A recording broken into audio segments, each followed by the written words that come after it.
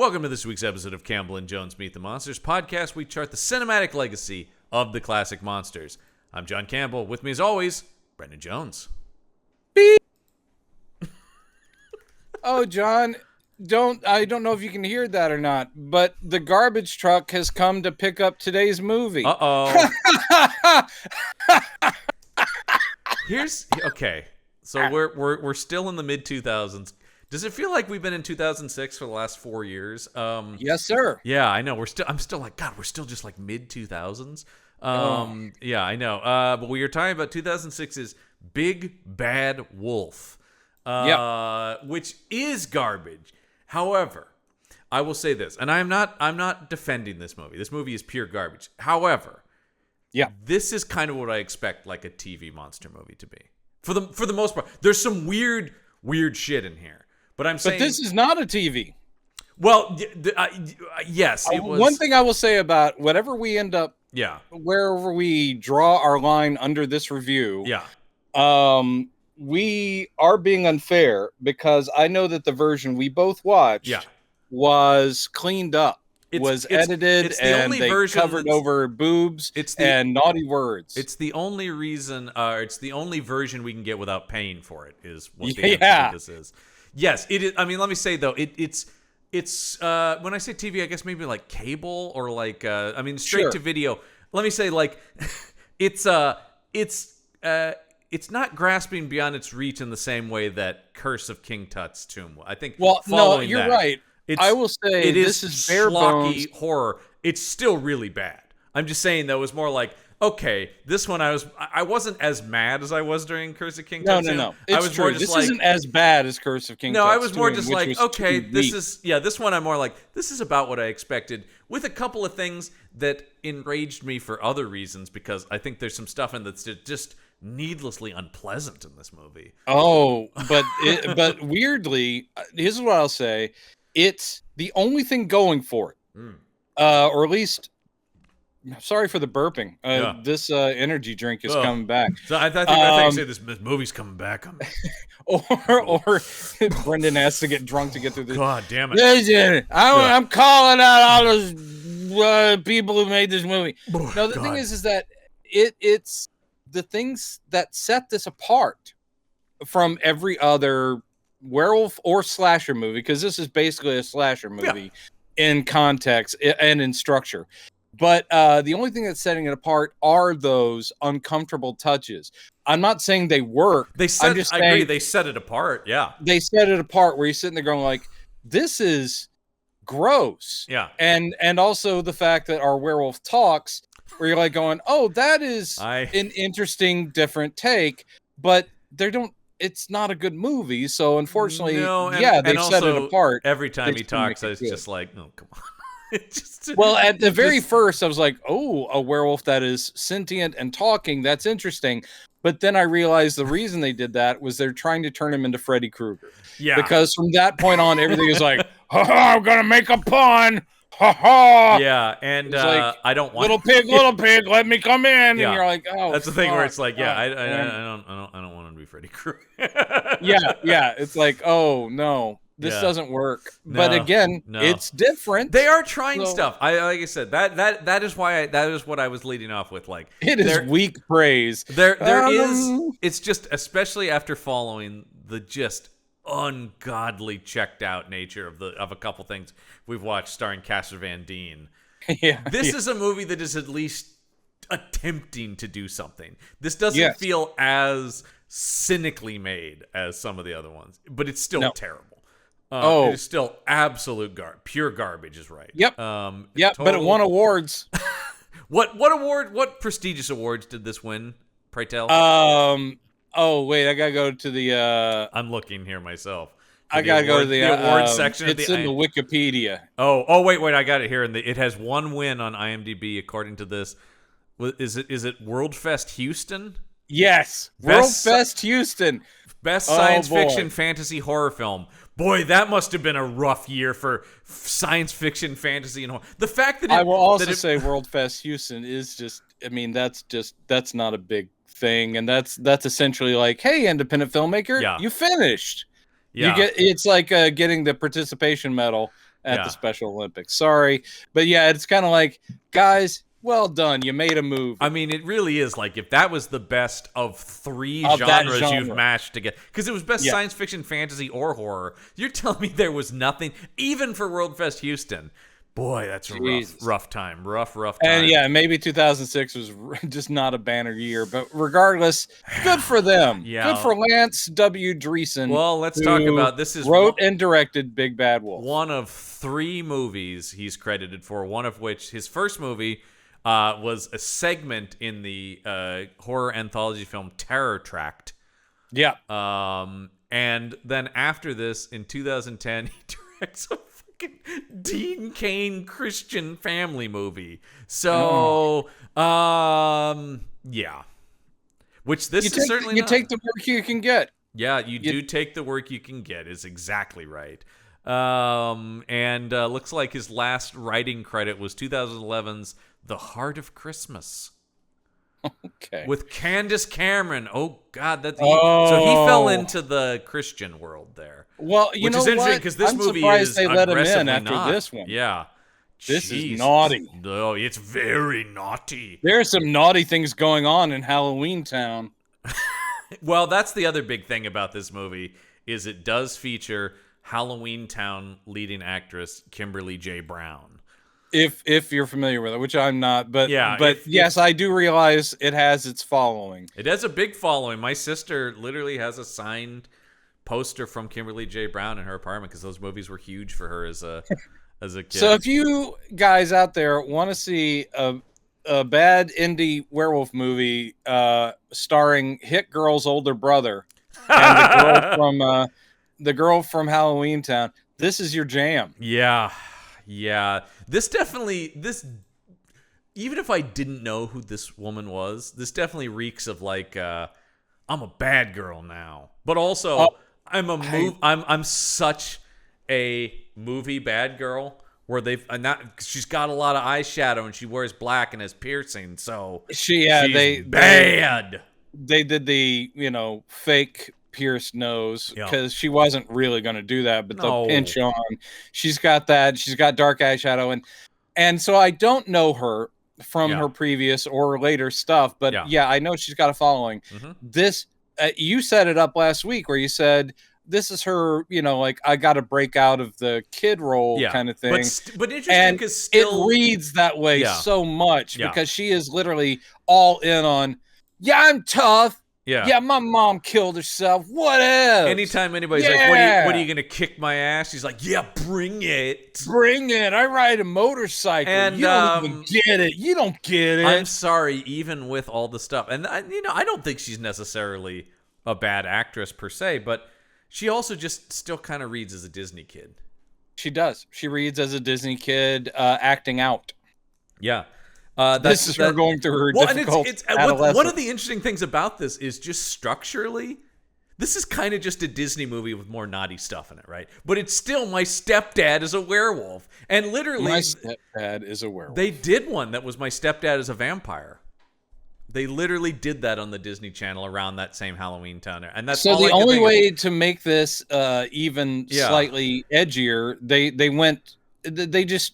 dive into some subject matter you're like, but it is so basic and it's dumb, but and they're not playing with it being dumb. Here's one of the things. Our bad guy in this, and Richard Tyson has a whole career of being kind of characters like this. This speaks to my generation, right? Okay. He's the bad guy from Kindergarten Cop. The second he comes on screen, I'm like, that is the evil father from Kindergarten Cop. He's been in I'm sure he's a nice enough guy in real life. I have no idea. But he just looks like he's slime. Like it just right. Has he that plays look. A lot of scuzzbags or military guys, and has for a long time. Now this movie, you sit there going, okay, here's the thing about Lost Boys. One of the best things about Lost Boys was the big reveal of who the baddie is. Yes. Because Lost Boys did a brilliant thing of casting someone you never suspect, Edward Herrmann. and you don't see him acting outwardly evil. No. This Quite the movie opposite. says, hold my beer.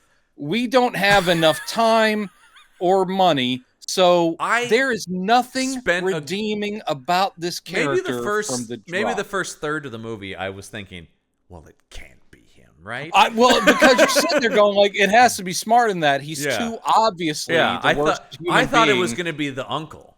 I really thought it was going to be the uncle. Well, you were overthinking it because and the whole thing is, I assumed they would put any thought into it. You know, this guy is so awful. Yeah. That, I mean, you do understand that the lead kid's home life has not been pleasant. Yeah. But you sit there going, his mom is sweet and nice. Yeah, and that's another she grieved. You're like, how would she have ever ended up with this guy? It's a thing or stayed with him for 2 months. It's 7 years of living with this guy. It's a thing that drives me insane in a lot of movies where you have like they always want to establish like this nice woman is married to this piece of shit, but then they never give you another side to him. It always drives me. It's the jerk boyfriend in a high school movie where you're like, I'm sorry, if he's literally always like harassing people, I don't care if he's popular. They gave the mom maybe a line of dialogue somewhere in there when they're looking through old stuff of the original dads, and she's like going, you know, Mitch was so sweet after your father died. And it's like, okay, then you were vulnerable. But again, it's been 7 years. Yeah. And all I can think, because they do tell us the time frame, and I'm like, well, then did you not wake up to the fact he was a piece of shit and kept going out of town every month for 3 days every month? I gotta get out of town again. By the way, I used that device in my werewolf vampire movie, but it was always like a men's retreat that he did every month. I mean, as opposed to just like, I'm going somewhere, don't ask questions. Yeah, it's like Mitch's big trip, man. When they show those calendars, I was just like, oh god damn, this is stupid. Here's the thing: even if werewolves aren't on the brain, you're gonna be going, he's definitely having an affair. Like, at the very least, anyone would assume that. It takes no deduction. 3 days every month? What is your job? Are you a traveling salesman? And when he's just like, don't ask questions. Yeah, it's like, shut up. I mean, I'm your husband. I'm going to treat you like shit. And then even more so, I'm going to treat your son like shit. And the other thing is, you would think a guy who's a werewolf would maybe want to play it a little cooler too, right? I know. And the whole thing that when the uncle guy does come back into the story, boy, what a useless character he is. He does admit, he goes like, that's on me because I never did anything. You're like, 7 years of you sitting there going like, I hope they're okay. Yeah. I mean, I know that they're living with a werewolf, but I hope they're okay. He's just like, look, I was completely against the marriage, but what are you going to do? He's like, well, wait a minute, maybe do a little more than nothing. Jesus. Yeah, maybe take her aside and go, you're going to think I'm crazy, but I'm pretty sure he killed your original husband, my brother, and he's a werewolf. Also, shouldn't take too much detective work to go, they both went into woods. He kind of died under somewhat mysterious circumstances. Yep. Yeah, this is basically for what they needed the story to do. They came up with lines for the actors to try to sell you that this is how this could have actually worked. And it's just not. No. Because no one in the real world would have accepted any of this nonsense. Despite the fact, once again, I mean, I think Hit Girl's brother is really bad in this. He's really bad, and it cracked me up. And the reason we're saying that is, listeners, the actor was credited as Trevor Duke, but his full name is Trevor Duke Moretz. Yeah. And he is the older brother of Chloe Grace Moretz. Yeah, and it seems like he obviously being older, he seemed to get some acting stuff before she came on the scene. But then if you look later in his career, it's mostly credits on her movies. Yeah. And like additional crew or co-producer. I love the thing that on his IMDb or something where it goes, he was her acting trainer. Yes. I was like, okay, maybe in like third grade. How about creative assistant? Is one he got on like Equalizer and stuff like that. He's a creative assistant. I will say good on, her, because she's obviously keeping her family employed, and that's nice. No doubt she cares. Yeah, she seems nice. Anything I've ever seen with her, and I think that's great that she's that close with her brother. But it is like the fact that he tried an acting career before she got famous, though. it makes me sad for him. Although also having seen him in this, I see why he didn't get much more work, because I thought he was really fucking bad in this. Like, one thing that cracks me up, and genetics are a funny thing. Bad. He is tall and lanky, and huge. yes, a bad actor. They've got him. She is really tiny and compact. Yeah. And I think all the talent must have just been stored differently, and because she is great. She's wonderful, and she was one of those kid actors who was like, at 11, you're like, fuck, she's really good. She's really good, like, and I wonder if she's going to have a career.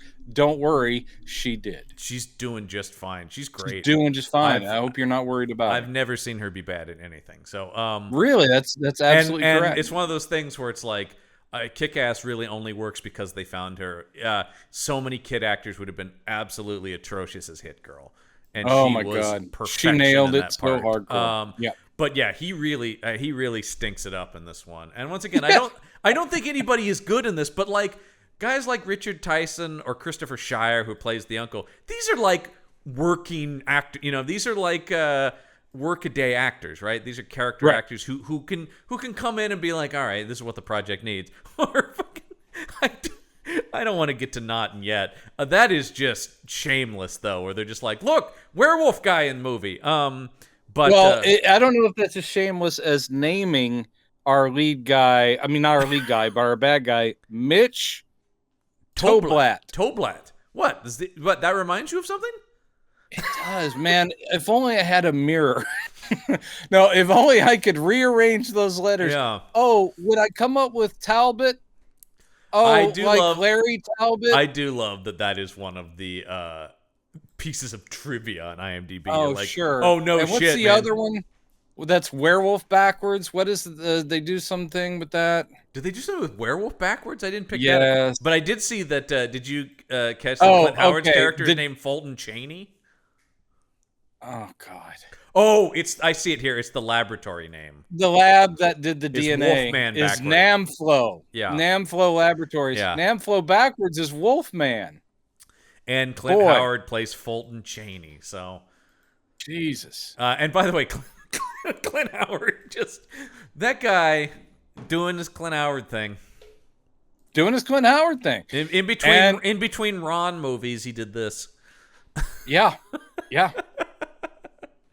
And he came. It was literally. Ron's I think they not had him filming for 20 anything minutes. right now, so yeah. 20 minutes, and he did just fine. Sure, once again, he's a real actor. These are real actors that we're talking about. Even as miscast and as Kimberly J. Brown is, she looks a hell of a lot better next to this fucking idiot. This guy. I know. Yeah. There's really. She at least has I've been on a film set and I know what I have a basic understanding of how to deliver. Can I tell you who I thought the actual best actor in this was? Who's that? Because I will say, I mean, we were talking about Tyson. He's fine for what he does. Always that guy. He's doing exactly what they are asking him to do. Exactly. Yeah.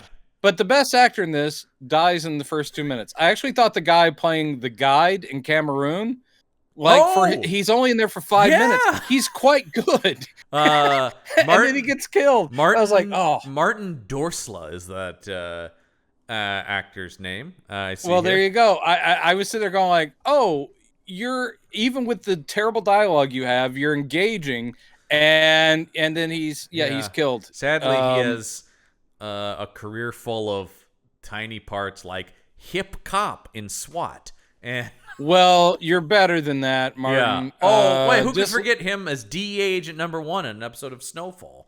He was very good in that. Yeah, as the first DEA agent. He did 2 episodes as that. So, I mean, there are plenty of people that never make it that you sit there going like, oh man, there's a kernel of talent something. There. I bet he's in a production somewhere in LA that he's probably doing a good job of on stage. He may be doing lots of stage, and literally most of these people, because when I looked them up, going across IMDb, which I try not to do, but we do this all the time.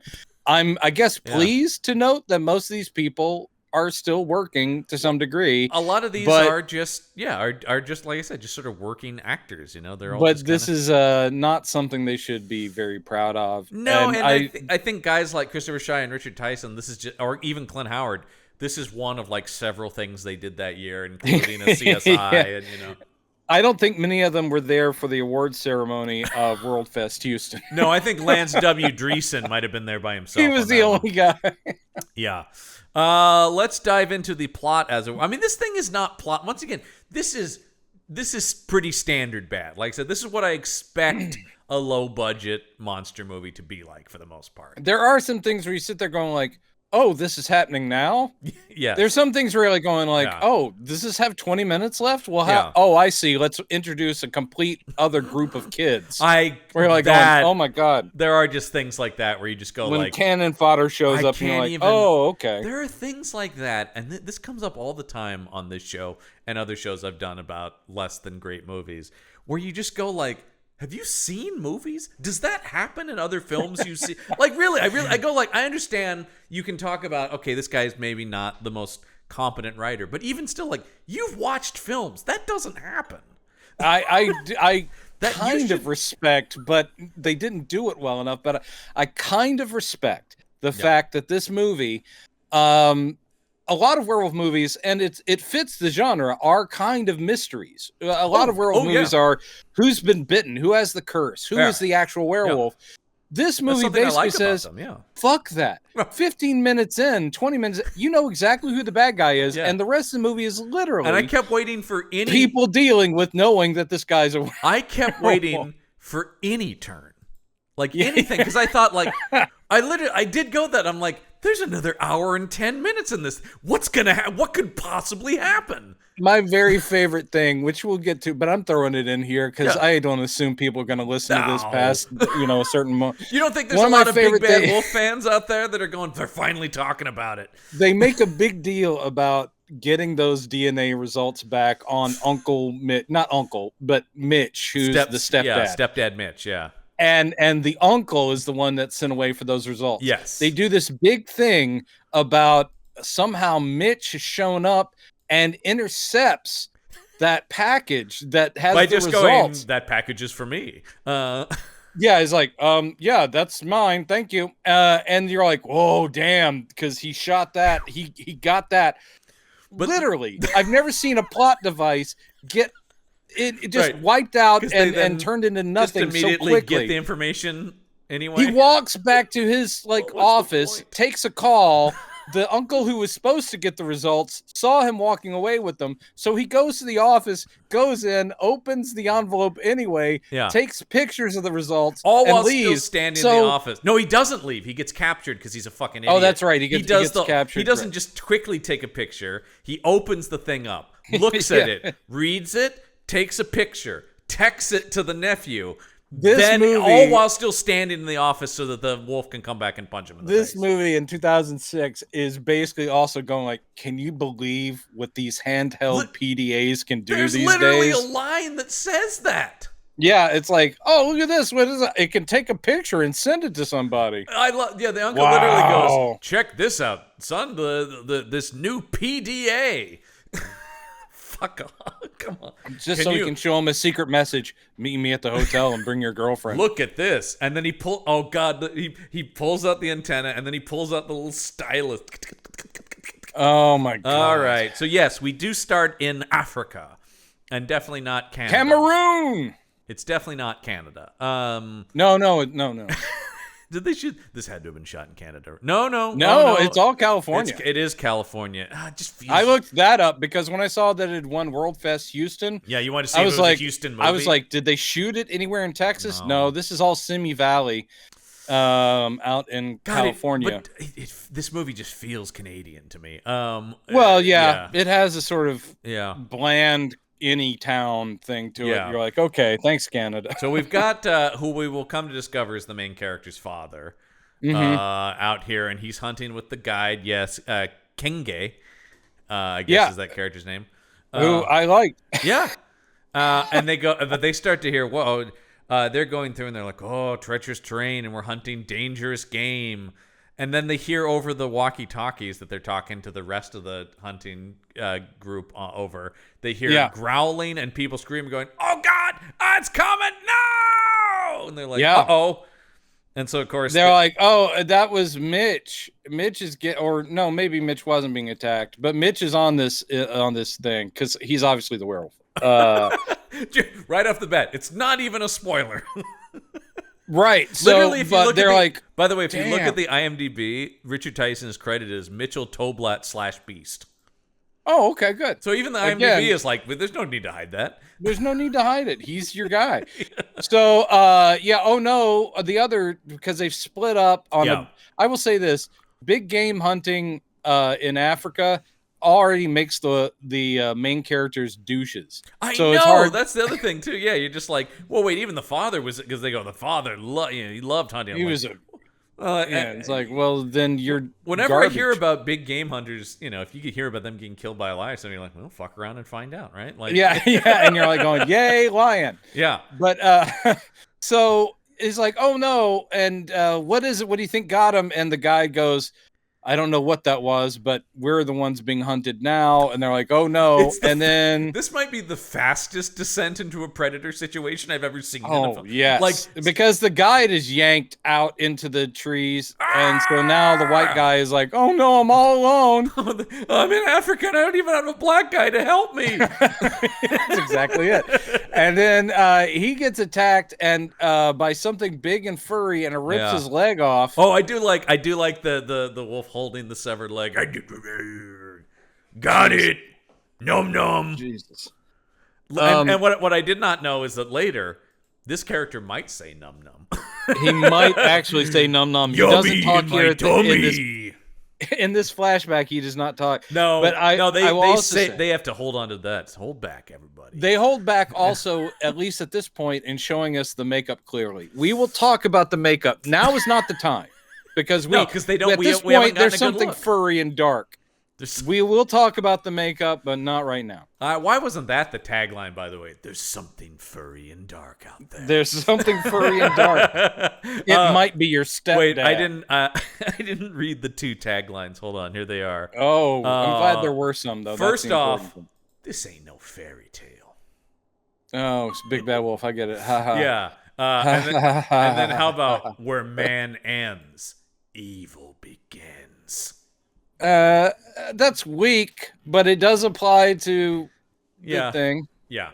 I just wanted Wesley Snipes though to show up and go, "This ain't no fairy tale," because it feels like he could have. Yeah. By the way, can we just get Blade to hunt this thing? Ooh, I'm down for that. Yeah, Blade would have killed in about 2 seconds though. Wouldn't be much of a movie. 2 seconds. This guy's not going to put up much of a fight against the Daywalker. So they oh no, wolf. This movie might set a new record for most wolf tackles of people. Like, this wolf is constantly just slamming people into the ground. Yeah. And then, of course, this is where we see the uncle guy who shoots the wolf and it runs off. Yes. Because that will set up later that he's like, I know I shot it. Yeah. And for a second, you're like, okay, well, will the dad... I mean, I have not seen this movie before, so I'm like... Does the dad get better and now he is a werewolf? No, he died. Yeah. And I'm like, oh, is the other guy, his brother, going to be the main character? No. So basically, all the people that were in this opening, we're not going to catch up with what's going on for a bit. Because now we're 7 years later. Oh, I mean, it might as well have been that. Even the lamest Friday the 13th, you will usually explain better and more organically why the cool rebel kids hang out with the nerd or whatever. This just like with why did the woman stay with the asshole werewolf guy? Here it's why would this kid know these guys from his school at all? Because they are all terrible. They shit on him constantly, and they are basically telling him the only reason they're hanging out with him is that his stepdad has a cabin. Yeah. Why would he want to be with this group? Party, bro. Man, and the party seems so pathetic. It's like, we have a cabin and beer. Yeah. Oh yeah, bro. Yeah, it is like they also keep talking about these guys are frat guys. I'm like, don't they have a frat house then? Yeah, yes, there's that. There's a thing where they're trying to portray these people as young college people. Oh yeah, but bro. they're written and portrayed like high schoolers. Oh yeah. And you're like, Yeah. they're idiots. Well, and yeah. I'm All I happy to see kept them thinking all was, back. and High School Fits. They just kept thinking of these are like American Pie rejects, right? That's Oh, exactly yes. what they feel like to me. There's a hot blonde, a hot redhead, Yeah. a lunky brunette dude, probably quarterback, and a lunky blonde guy. But he's got the skull cap on because he's the Skull cap He's on, like the exactly. stoner party boy. Yeah, and so it's He's two couples. He's the Jason of the group. Yeah, it's the two couples with the tall, skinny nerd as the fifth wheel, Which and that's I'm Derek. sorry that once again. Not only is he a nerd and he has a cabin and that's their reasoning, but like you're telling me these girls are like, yeah, we're gonna go have sex with our boyfriends, and this other guy will just be there. This guy will be sitting on the couch. Who thinks that's a good idea? But then he basically, I mean, and they are playing, or at least Hit Girl's brother is playing this like, well, you know, because it's my stepdad's cabin, I've invited a friend. They're like, what? Another person? Yeah. Oh shit! This is turning and then it turns out to be sausage fest, boy. Because of course his friend is named Sam.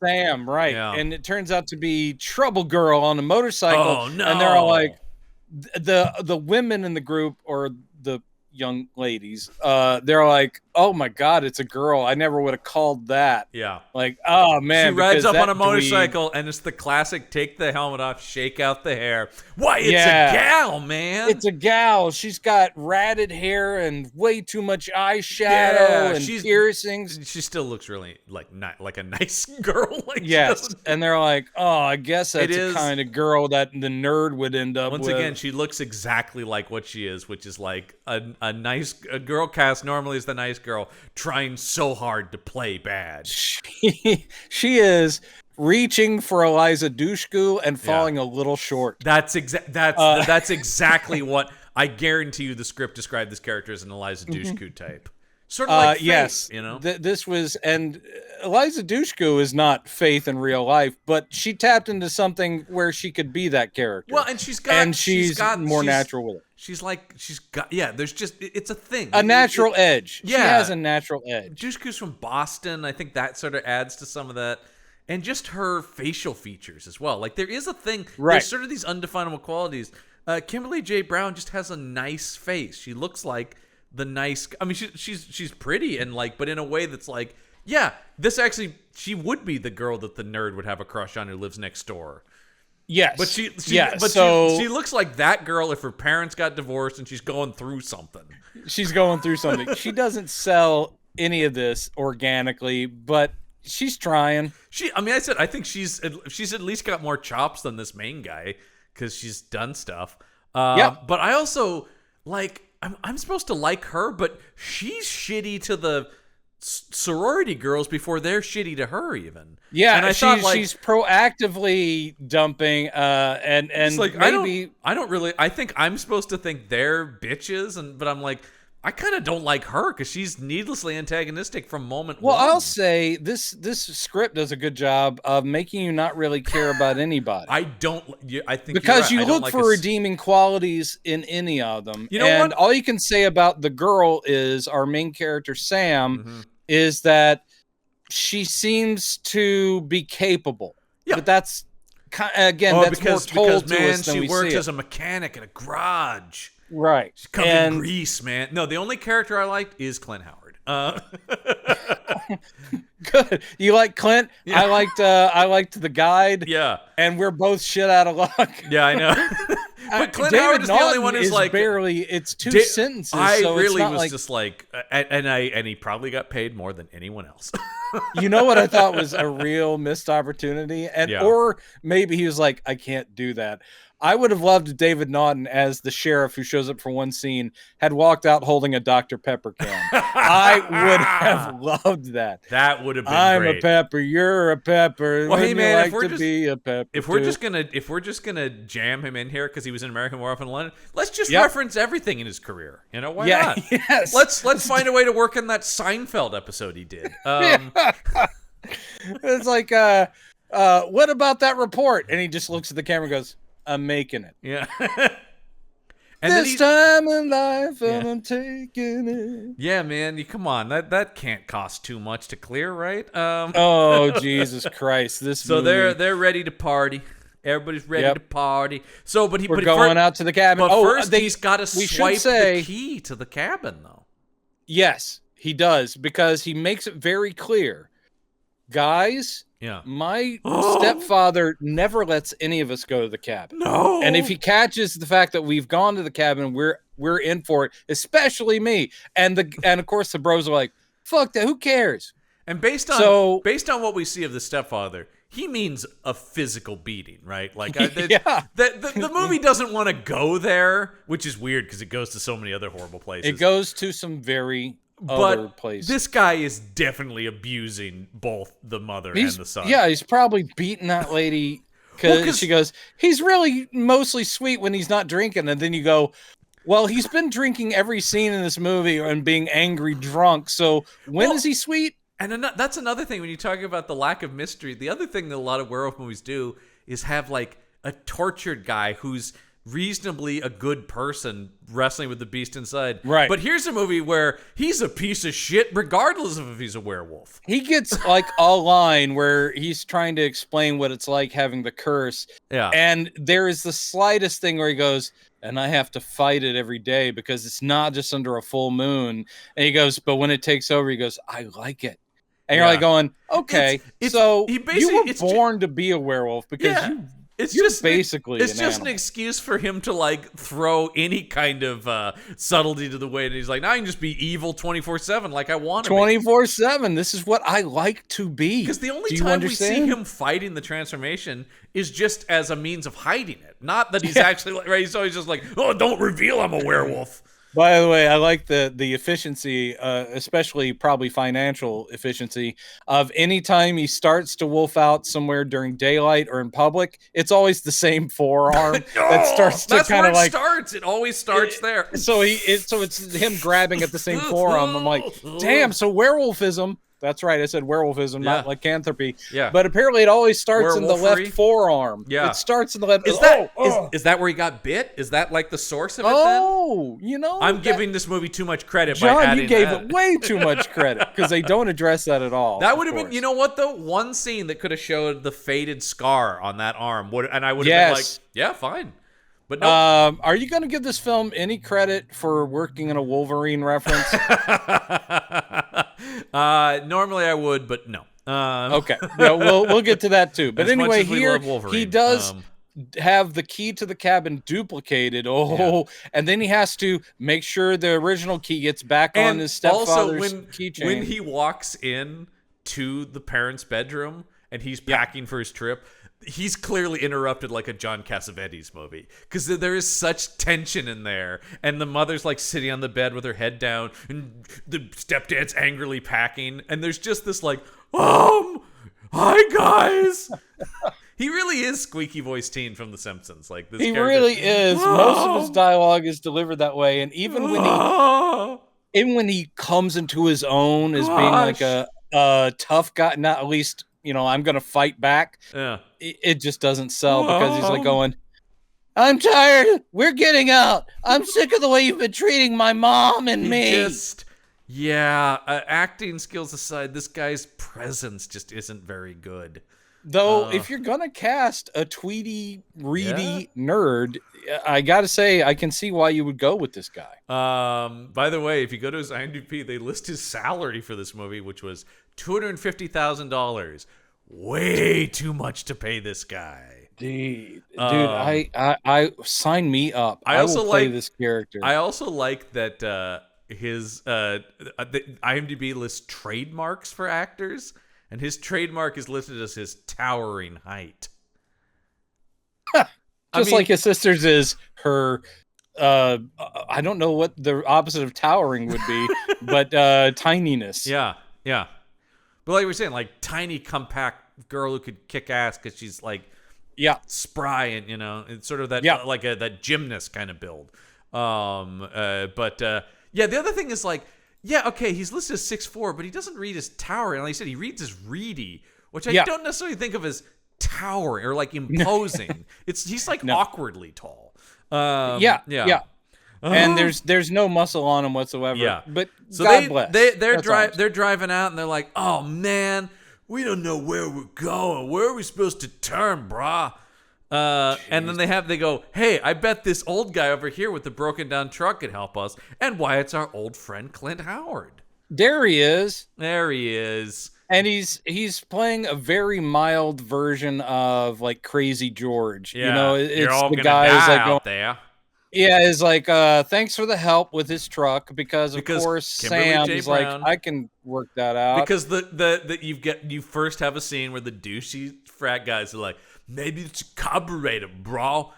And they're like, what? And then she's like, out of the way, idiots. I'm a tough girl who knows about engines. And then they're mildly impressed. And he's grateful, like, oh, that's great. So how can I help you? And they go, we want to find our way to that cab. And he goes, oh, you shouldn't ought to go out there.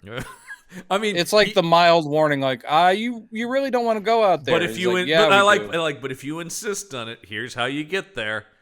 Yep. I mean, he needed a Maine accent, right? I mean, even though it's not in Maine, he should have that, like, y'all kids don't want to go out there. Or backwoods Texas. Yeah. Because there's always a guy going, you don't want, people die when they go out there. You don't want to go out there. I mean, talk about that. This is the whole beginning is so Friday the 13th. But you're talking about, it gives you appreciation for the crafting of a Friday the 13th. Yes, it does, because this such is a formula, but you're like, oh, wow, they did nail that formula in those movies. They really did. This becomes such a pale shadow of any of those movies. I will take any of those. All of those movies are more entertaining than this. Every single one of them, including Jason Taking Manhattan. And that is saying something, but that one's so batshit, I actually do enjoy it. I have an affinity for Jason Goes to Hell because it's fucking insane. Yeah. That's another one where it's like, people go like, that one sucks. I'm like, I kind of like that one because it's nuts. It is because they're breaking away and trying something else. Yeah. It doesn't work, but you're still like, hell yeah. Yeah, you tried something. I like the outliers in those franchises, right? Yeah. I think I have a certain affinity for Season of the Witch, of course, for that reason. Yeah. Which, of course, is totally. But like, I've seen that one a lot. Anyway, so they arrive at the cabin and they go, "Hey, whoa! There's only one bedroom in this cabin. What are we gonna do, brah?" Jesus. So and immediately, I'm now more uncomfortable with this movie than any horror situation. Of just the idea of being in the situation causes me stress, even just watching it in the movie. Where I'm just like, this sounds awful. I'm already with people I don't like. There's now like confusion about sleeping situations, and I'm going like, I'm at peak anxiety. And they're like going, drink up, nerd guy. He's like, I don't really. Okay, well, I will. Here's peer pressure. Okay, I'll knock it back. And of course, he does like a, ooh. And I think brunette quarterback is with the blonde. Boy, that's unique. And it's like, we'll take the bedroom first. We're gonna have sex. And you're like, okay, great. And I think the guy with the hat and the redhead go out to their car. By the way, guy with the hat is Bobo Stifler to me. Yes, Bobo Stifler. Bobo Stifler. Yeah, they're gonna go bang in the truck, leaving our two leads awkwardly sitting on the couch, while of course they can hear the popular pretty kids having sex. Right, which is again crazy awkward. Yeah. Now the redhead. Okay. Oh wait, hold on. Before they have sex, though, we have to talk about the awkward stripping that they're doing.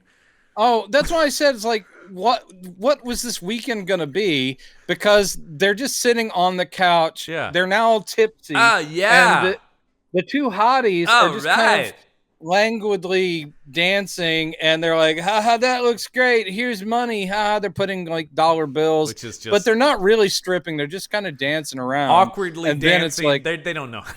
They're just and sort of Sam is kind of just like, I hate these people, and looking over at nerd boy. By the way, why did Sam agree to come? There's a one-off line that talks about like, hey, I tutored you in high school and got you to graduate. You wouldn't have graduated without me. She's like, I owe you. Well, I mean, the thing that will kind of come up, or at least be hinted at, is that she has had a long simmering crush just like Nerd Boy has. But they have a crush on each other. Reputation. So yeah, because they'll literally say that later. She goes, "You're just too nice, and you know about my past." yeah, that's right.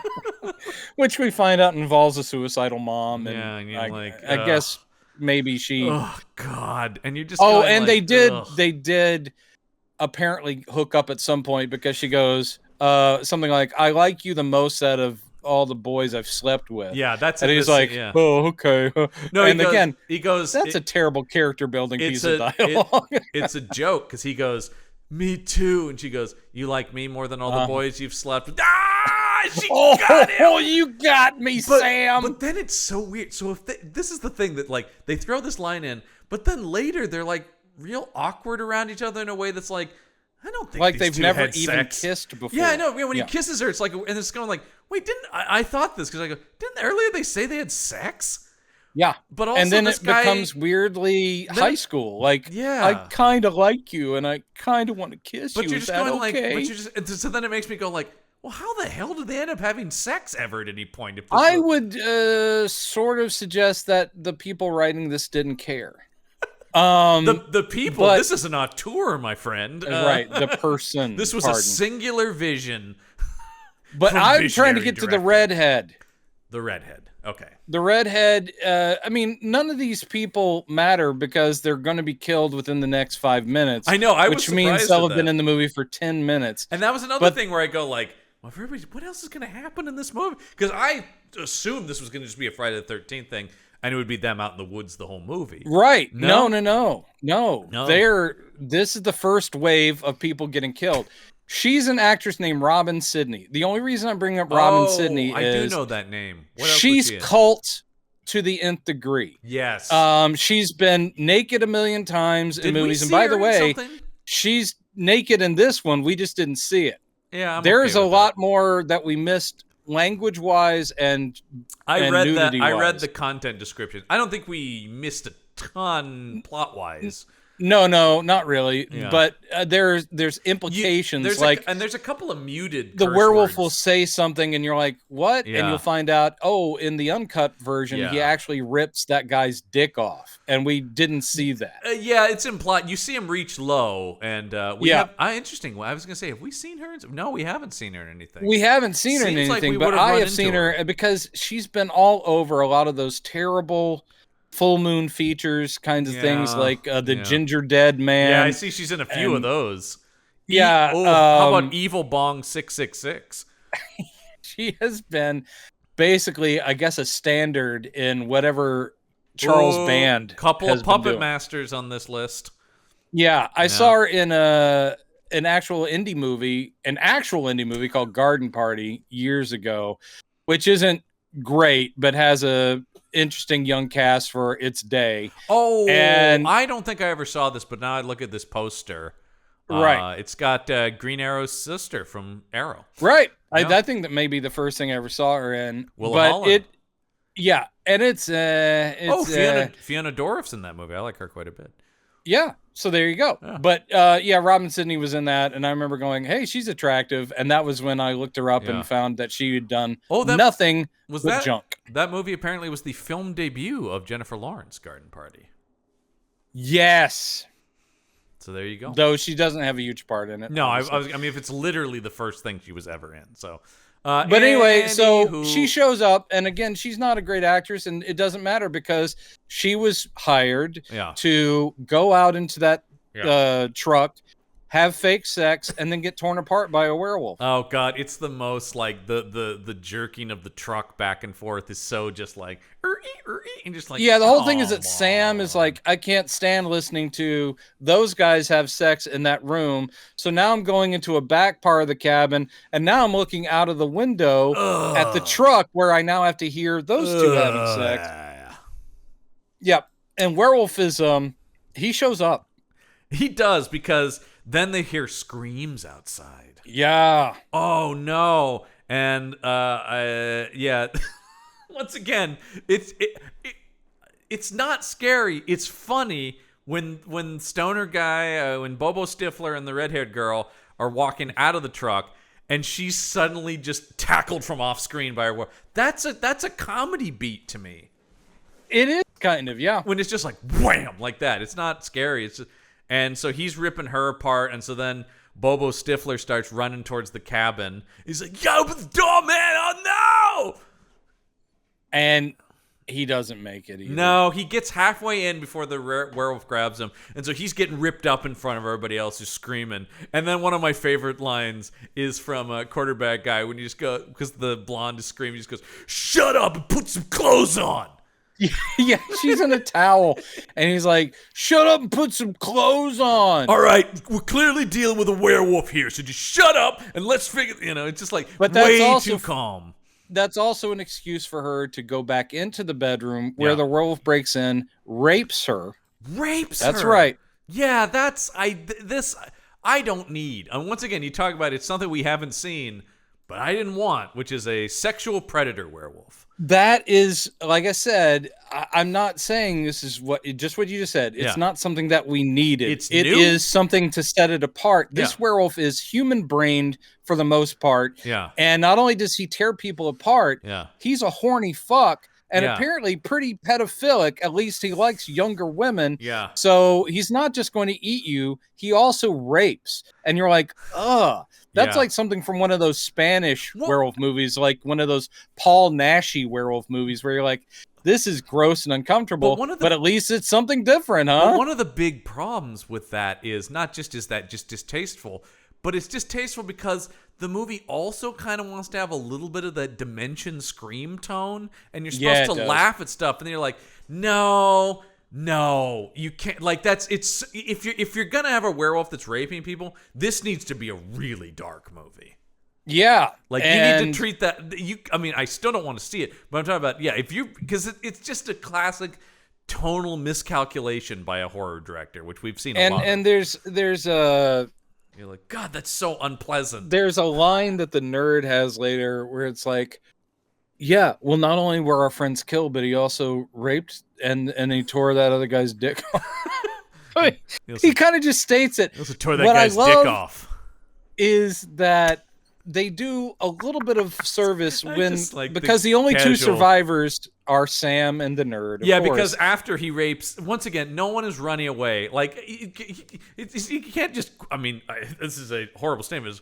The werewolf is not just quickly going to rape this girl. So wouldn't you think they would maybe run off, or somebody would take advantage of the fact that he's preoccupied? And that does sound horrible. And but of course, the whole time he's doing this, he's also taunting them with right, Richard Tyson's monster voice. Yeah, it's God damn it. Yeah. And here we're getting a better look at the makeup. So now I'm going to talk about the makeup. Are you ready, John? Yeah, I'm prepared. Is this the worst werewolf we've ever seen? No, I don't. It's a bad one. Maybe in modern. Yes, because this looks to me. Boy Who Cried Werewolf, or we watched. There were two 70s TV werewolf movies that both had god awful werewolf makeup, and also Night Stalkers episode. And that was bad. Some of the howlings have been pretty bad, but this is definitely in the realm of the worst. This makeup. looks to me like they took the design for Oz's werewolf from Buffy, and I will say this: I love Oz. I love Buffy. Love Oz.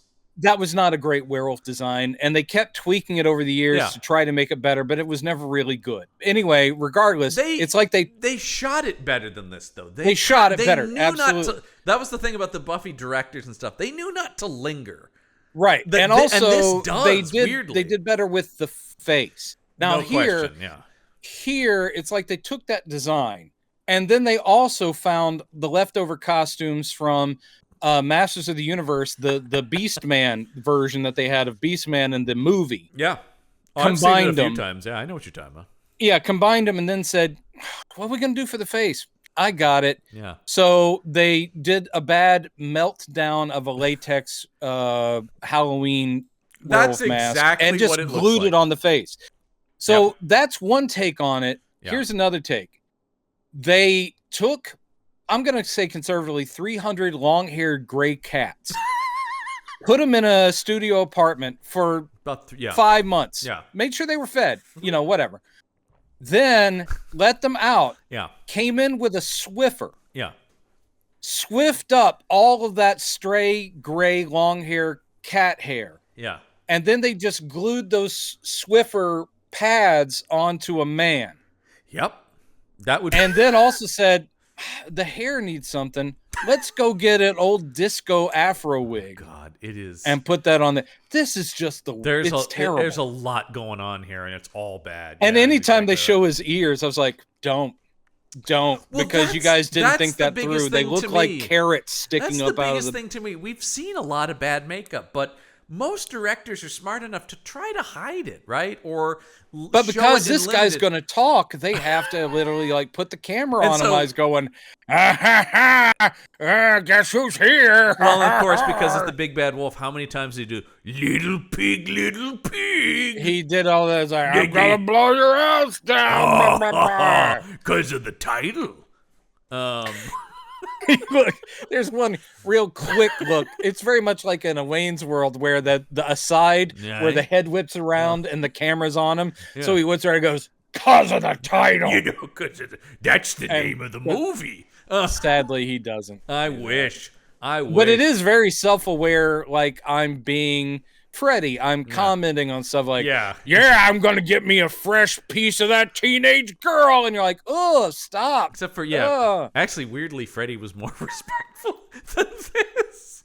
I don't think Freddy raped any of those people. He definitely did not. He definitely didn't. Now, he may have inappropriately touched children when he was alive. Now, that's an interesting thing because, of course, in the original movie, it was clear he was a child molester in the script, but the studio made it change to child killer, which I like that they think that's better. It's like, isn't it all bad? Of the two terribles, that one's slightly less terrible because he didn't rape them. Wes. Just say he murdered the kids, all right? You know? Yeah. But yeah, it is like a thing where it is, for all the carnage and stuff, as soon as sexual assault comes into these movies, it just is like, oh, I don't need that.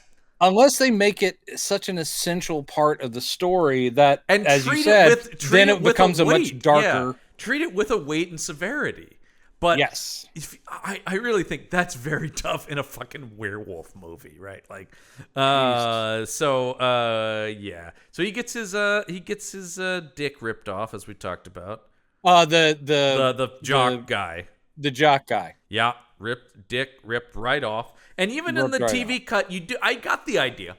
I saw the hand go down there, and I heard a rip, and I was like, I think I saw what happened. Okay, good. I'm glad that you didn't miss out on that. And then he comes at Halloween Town, and implies he's going to rape her, but she hits him with an axe, and then she and Hit Girl's Halloween Town and Hit Girl's brother then drive off. They get that slice from the axe was enough to delay him. The axe wound is in the back. That'll be important because they'll want to find proof that the stepdad was the werewolf by looking at his back. Yeah, amazing.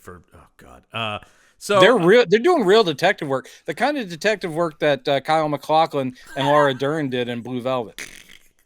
It's just like that. It's just like that. Yeah, that's the movie I kept being reminded of. Kyle, I just saw this. Yeah, Kyle, I just saw this movie called Big Bad Wolf. I think they're ripping us off. By the way, I know this was released in 2006. Yeah. It just kept giving me vibes of having been shot like 5 or more years earlier. Yeah, it definitely does. This seems like something that didn't get released for a while. It just feels I wouldn't earlier. Be surprised if that was the case. Although maybe not. I don't know, because that probably was about the time she was... No, Halloween Town was maybe a little bit before that. But I may just be associating 2006 with better filmmaking. Yeah. The last Halloween Town came out in 2004. Okay. All right. Because that was... I believe that's a trilogy. Yes, it is. The Halloween Town trilogy. I've missed so much. I also forgot she was the main girl in Rose Red, the Stephen King miniseries. Oh, right. Which is a much better use of her. That I did watch. In a horror thing. Yeah. She was better than that. Also, can I just, since we're on the top of her, I'll just tell you one nice thing. Okay. Here's a very nice thing. She is engaged now to her co-star from Halloween Town after they reconnected years and years later at a reunion panel. So that's kind of cute. Yeah, isn't that nice? People seem very charmed by that online. I would assume. Oh, she was also Steve Martin's daughter. And do you remember the movie Bringing Down the House with Queen Latifah? I and do Steve remember Martin? it. I Yeah. don't remember her in it She was Steve because Martin's really, daughter. when you've got two comic giants filling the screen, they shove everything else out. Yeah, she was Steve Martin's daughter in that. Oh, good. Yeah. Well, I mean, she's clearly the professional who's had all the work. Right, She and Tyson are like the pros in this movie. And like I said, it's just like she's just miscast. I wouldn't necessarily say she's bad in this. She has clearly and like you said, you can feel it. It's just like, no, this is not right. I'm breaking out. Yeah. You haven't seen this side of me before. Watch out, world. She also did a particularly dark SVU around this time, too. Oh, of course. Yeah. Because I will always know when someone was on SVU. Sure. Chong Chong. Chong Chong, indeed. Yeah. So we cut to David Naughton. And I was for the 2 seconds he's in this, and he's giving an interview on the TV as the sheriff, going, "Yeah, these 4 kids we found ripped apart up here. It was pretty bad stuff." Yeah, only 2 survivors. We're not telling their names on TV. And he's just like, "Anyway, I have so many more places to be. Are we almost done filming?"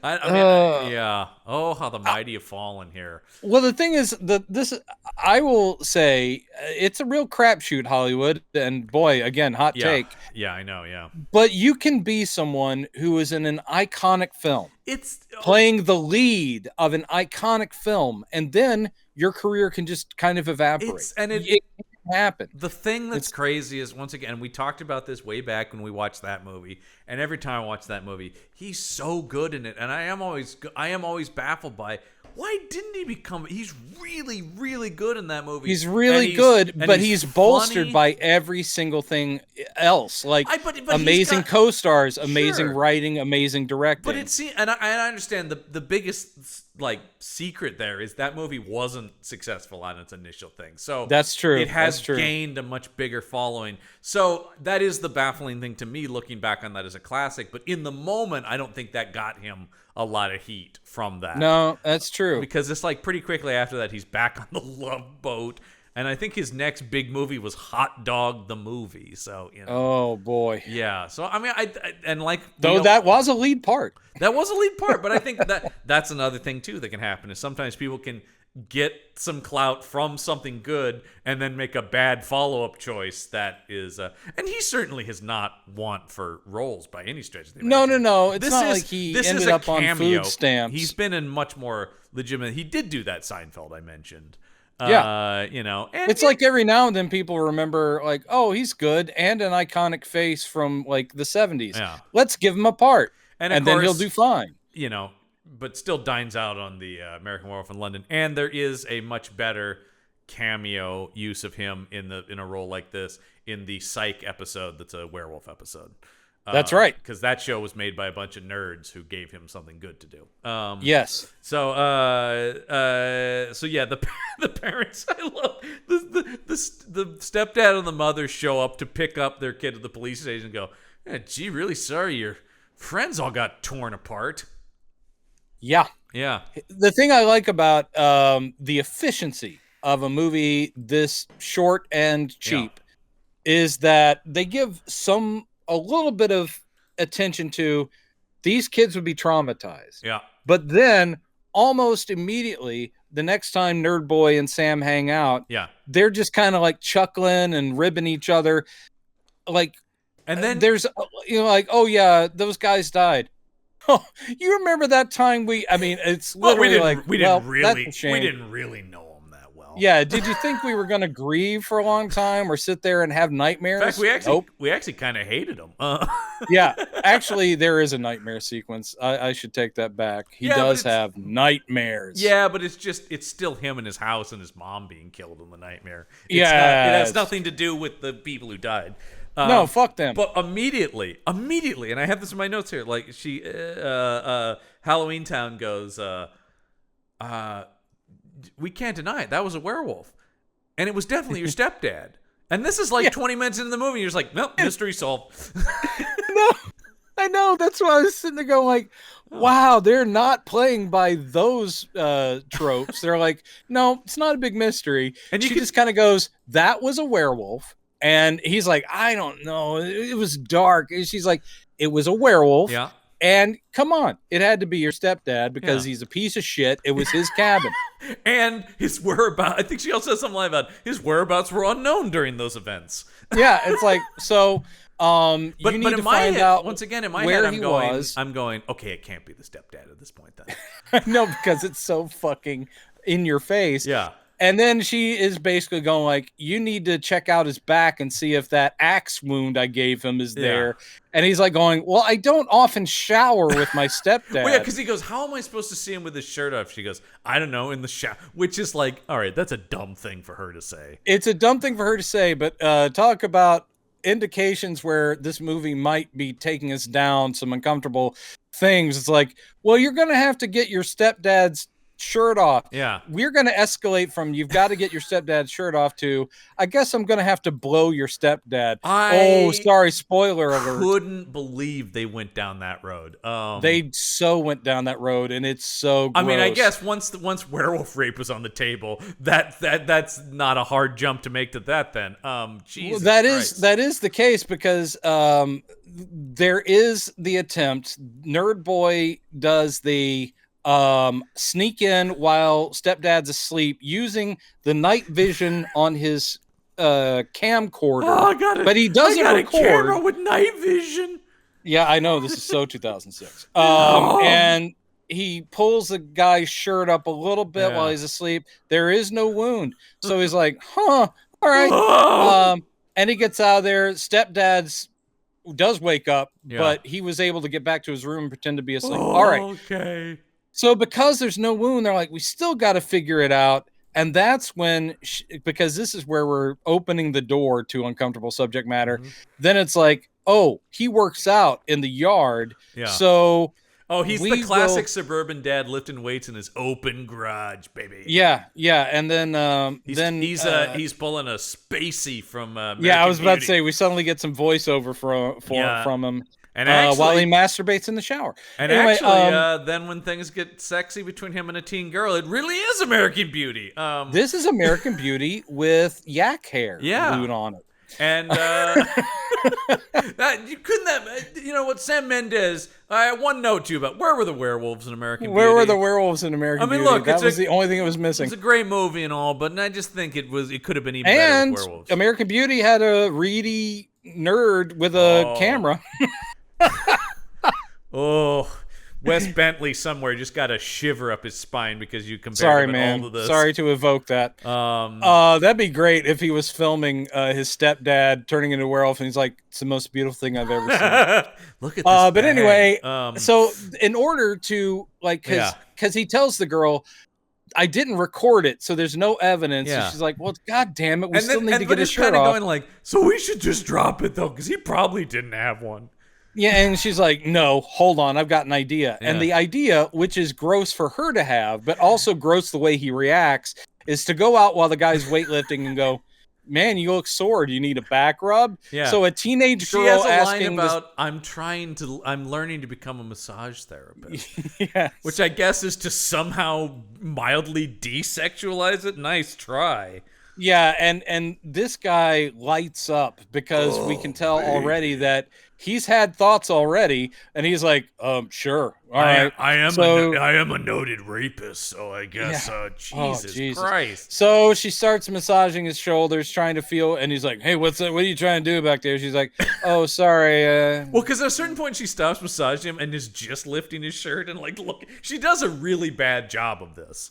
Right. Yeah. And basically he's like, hey, hey, nerd, your hot teen girlfriend's kind of coming on to me. No, it goes further than that. He walks into the house and says this to his wife in front of the son. He goes, hey, nerd boy's teen girlfriend was trying to fuck me out in the garage. Yeah. And I love, because this speaks to the kind of marriage they have, that she goes, that didn't happen. You're drunk. Yeah. Yeah. And he's like, I'm not. The hell I'm not. And she goes, you're drunk 24/7. You're always drunk. That may be true. You've never not been drunk. You're the world's worst drunk rapist werewolf. I cut you and you bleed whiskey. I mean, let's be honest here. Too bad Lon Chaney Jr. You bleed whiskey and pedophilia. If only it's Lon horrible. Chaney Jr. had still been alive to play this part. I got it. I got it. I'll take care of it. Can you imagine an attractive teenage girl massaging the dough that is the back of Lon Chaney Jr.? I'm sorry. It's like she's trying to make a sourdough bread bowl or something back there. My hand is stuck in the folds here. Let me just... kneading. Yeah. Yeah, it would be impossible to even know if there was a scar back there, honestly. I don't know. There's markings, but I don't know what they indicate. Those are unrelated. Talk to Broderick Crawford. Oh my God, this is getting so gross. Yeah, I'm about to throw up in my mouth. Let's get off this That's topic. kind of what this movie felt like, though. The grossness is what caught me off guard. Yeah, because the rest of it is stock and not very well done indie slasher movie with a werewolf, and then the gross stuff would wake me up and I'd go, oh, they went there. Yeah. So we've already opened that can with this scene, but they're doing their junior detective work to find out if he's a werewolf. But in the meantime, we cut to somewhere else with a guy who I did not recognize as being from the beginning immediately. Charlie, Uncle Charlie, played by Christopher Shire, who's just one of those guys. Like, it was one of those things where I was like, what do I know this guy from? And I looked up his IMDb, and it's just like, it's not one thing. It's just like, I know him from TV. Yeah. Yeah, it is a recognizable face, but he doesn't really stand out in any way. And I said, that's the thing where I'm just going like, I know this guy from something. And I looked and I was like, there was no like, oh, it's that. It's more just like, oh yeah, he did like an episode of this and an episode of that. And, you know. He was in The Core. Ah, yes, of course. One of the worst sci-fi movies I ever saw in the theater. They have to restart The Core. Boy, is that Swank and is it Eckhart? I think, yeah. And I think that was that Swank's follow-up to Boys Don't Cry? God, it was something something like that. I think literally that. she won an Oscar and then she was in The Core. It's incredible. Oh, Hillary. It's incredible how many times that happens. And then $1 Million Baby is like, oh, thank God. Yeah. You know, it's like, oh, you're still a good actor. Yeah, but then I'm I sorry just saw you were a trailer where shit. she's in some kind of Christian thing that's out now, too. And I'm going, well, oh, her career also is kind of not, you know. I know, and you're just going like, that's insane. The woman has... She's had peaks. She's had valleys. I heard somebody, I think it was on a podcast, say this, like, she has 2 Academy Awards. And yet, like, for how not a big deal she is currently, that's crazy. It is. Shouldn't that, like, guarantee you big projects forever? No. You would think. But once again, I think she is a prime example of somebody not following up those successes with great just choices. Or she didn't get him. And for whatever reason, people are like going, oh, she's great. She's just wrong for this. And they've probably been saying that for everything. This guy also played Richard Nixon in Clint Eastwood's J. Edgar. Wow. Yeah. Okay. A movie that I only remember pretty much the terrible makeup in. The old age makeup. Oh boy. Not just old age, but also we've got to put weight on you. Yeah. And it just doesn't look good. By the way, go to his IMDb and look at his terrible Nixon makeup actually in that. Jesus Christ. I didn't remember him specifically in that. I do remember Jeffrey Donovan as Bobby Kennedy because that casting made sense. Oh, look at that. Yeah, that's bad makeup. It's bad. And he doesn't look like Nixon at all. No. Even when he's doing the frowny face. Yeah, I mean, once again, not his fault. He's one of those guys. Maybe did a great impression. Was it Cusack? Did Cusack play Nixon as well in a crazy casting? Yes, he did. Somewhere. Yeah, wasn't that a thing? Yeah, the Butler. Sorry. Oh, Jesus. Remember that thing? Yeah, he did. Yeah. He played Nixon. Yeah. Let's keep going. Sorry. We're getting in sad weeds. It's not just weeds. We're in sad weeds. I just remember even hearing that. You're like, there's no way that'll be good. All right. So sorry. Yeah. This guy sees the news report about the wolf killings and he's like, I know what this is. And he calls the house of Hit Girl's brother, leaves a message and goes, yeah, hey, it's Uncle Charlie. I was just thinking about you and I'm kind of worried. I heard about that thing with all your friends getting killed. But then, of course, so starts the, anti-investigation or trying to squash the investigation of Richard Tyson Mitchell Toblat. And he deletes that message, which I love this idea. This like, no, that problem solved. Like, no scenario he might call again or anything. He's just like, nope, taken care of. But I love the fact it's been like, haven't talked to you in years. Took random murders for me to check in and make sure that the guy who I know is a werewolf who killed your father and is sleeping with your mother, who I always had a crush on, just want to make sure that you're okay. Yeah. Anyway, sorry it took me so long to care. Anywho, give me a quick call back and so this funny. Is the worst uncle, screen's worst uncle. Yeah. And so finally he just shows up then at the house. And they're like, Uncle Charlie. And of course Tyson's like, God, this guy. And immediately though, the mother is immediately like, oh my God, Charlie. And you're like, okay, so she's also more into him than the man she's married to. Yeah. Because she immediately is like, it's Charlie. And it's just like, okay, got it. He's the good guy now, right? Like, yeah, and it is ridiculously over the top. In other words, you would expect maybe some complicated feelings or something like that. Yeah. But instead, this woman playing the mother acts like Jesus just showed up at the front door. And almost, or it's like she had been blinking her eyes in Morse code in a hostage video. And the hostage negotiator has come to get her out. She's like, oh God, yeah, Charlie, it's so good to see you. Come on in. Yeah, there really is this like undercurrent of thank God. Thank God a person that has, I don't know, a soul showed up. Because, she's married to the worst human being on the planet. Worst. Well, he's not even a human being. He's half human, as we'll learn later. This DNA is only part human. By the way, if you were worried that this movie would not have a reference to bestiality, don't worry. It'll have perhaps its greatest line will refer to that. I also love that line. Well, I love it because it's just so in your face terrible. Yeah. And so, that's when he's like, well, we don't have time to visit with you, Charlie. You better leave this house. Once again, maybe play it a little cooler, werewolf. If I'm trying to hide being a werewolf, I'm not going to be like, a man has showed up here, potentially to know things. Get out of this house.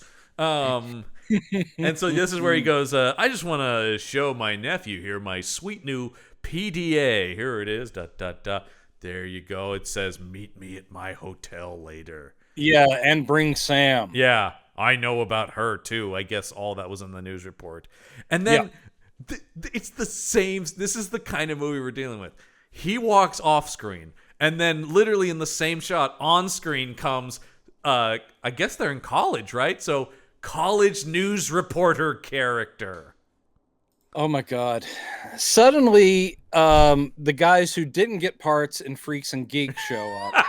And again, that's right. These are the Freaks and Geeks rejects. We had the American Pie rejects earlier. Yeah. This is where they all washed up. And this is I could have been Seth Rogen.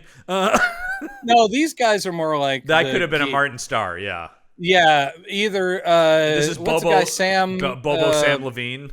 Yes, it's Bobo Sam Levine. Yeah, he shows up. But this also is where it feels more like high school because these guys don't feel like a college news group. Yeah. But they come rushing up and it's like, hey, nerd guy, will you talk a little bit about you in the cabin and Sam the nerd and how you survived? It's the college TV station, but this guy's got like a camera crew with him. Because at first I thought, was this like local? Oh no, he just goes, oh, we just care because we go to your school and we knew these kids who died. And, of course, they're like, no interviews. We said no interviews. And they rush back inside. And this is all just to set them later up in the movie to die. So, anyway, they go to the uncle's motel. And basically, he just confirms what they already know. Where it's like, yeah, you guys think he's a werewolf. I definitively know he's a werewolf. He also killed your father. I didn't approve of him marrying your mother. But, what are you going to do? That's basically, he's like, man, what a here's hero. Exposition dump. Yeah, what a fucking hero. And it's so, like, I guess I just left your mom and you to a horrible, even if he wasn't a werewolf person, but I also know he's a werewolf. This really made me laugh, where it's like, well, we got to kill him, right? Halloween Town says. And of course, Hit Girl's brother is like, well, I don't know. What if he's not a werewolf? Then it'd be murder. And so it's like, okay, well, let's get a sample of his DNA so we can prove it. Then you'll be... The only reason they feel the need to prove he's a werewolf is to clear this kid's conscience of murdering his... Number one, regardless of a werewolf, horrible human being of a stepfather. Yep. It's just so funny to me. That's the thing where it's like, well, how are we going to get his DNA? And of course, there's just a one-off line where Uncle Charlie's like, I know someone who works for a DNA lab. Great. Maybe we could mail him a sample. Perfect. It's so great because one thing, this doesn't make too much sense because the uncle is already convinced. He already knows.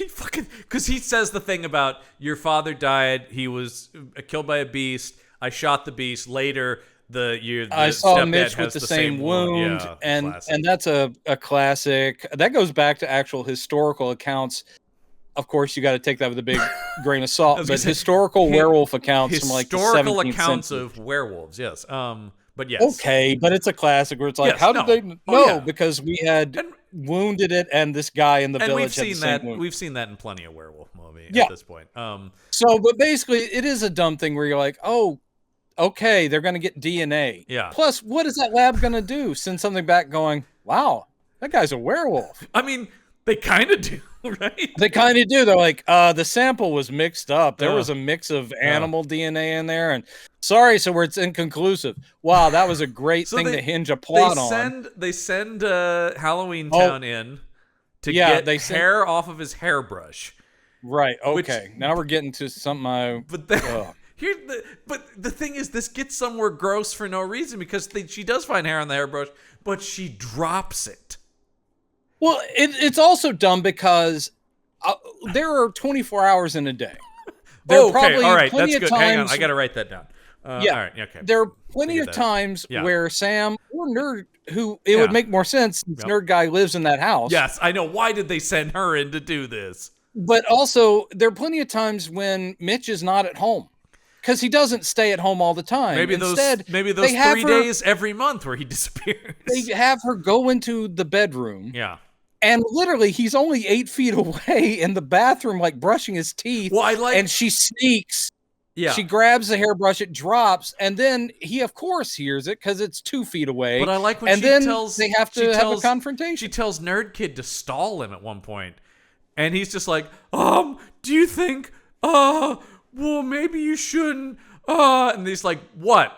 Nothing. And it's like, oh, great job stalling him, Nerd Kid. Yeah, so basically it becomes... You could have said anything. Mitch goes, basically, hey, what are you doing sneaking around in here? And she's thinking as fast as she can. And she's like, no reason. He's like, oh, I know the reason. You're hot for me because you showed how hot you were for me the other day.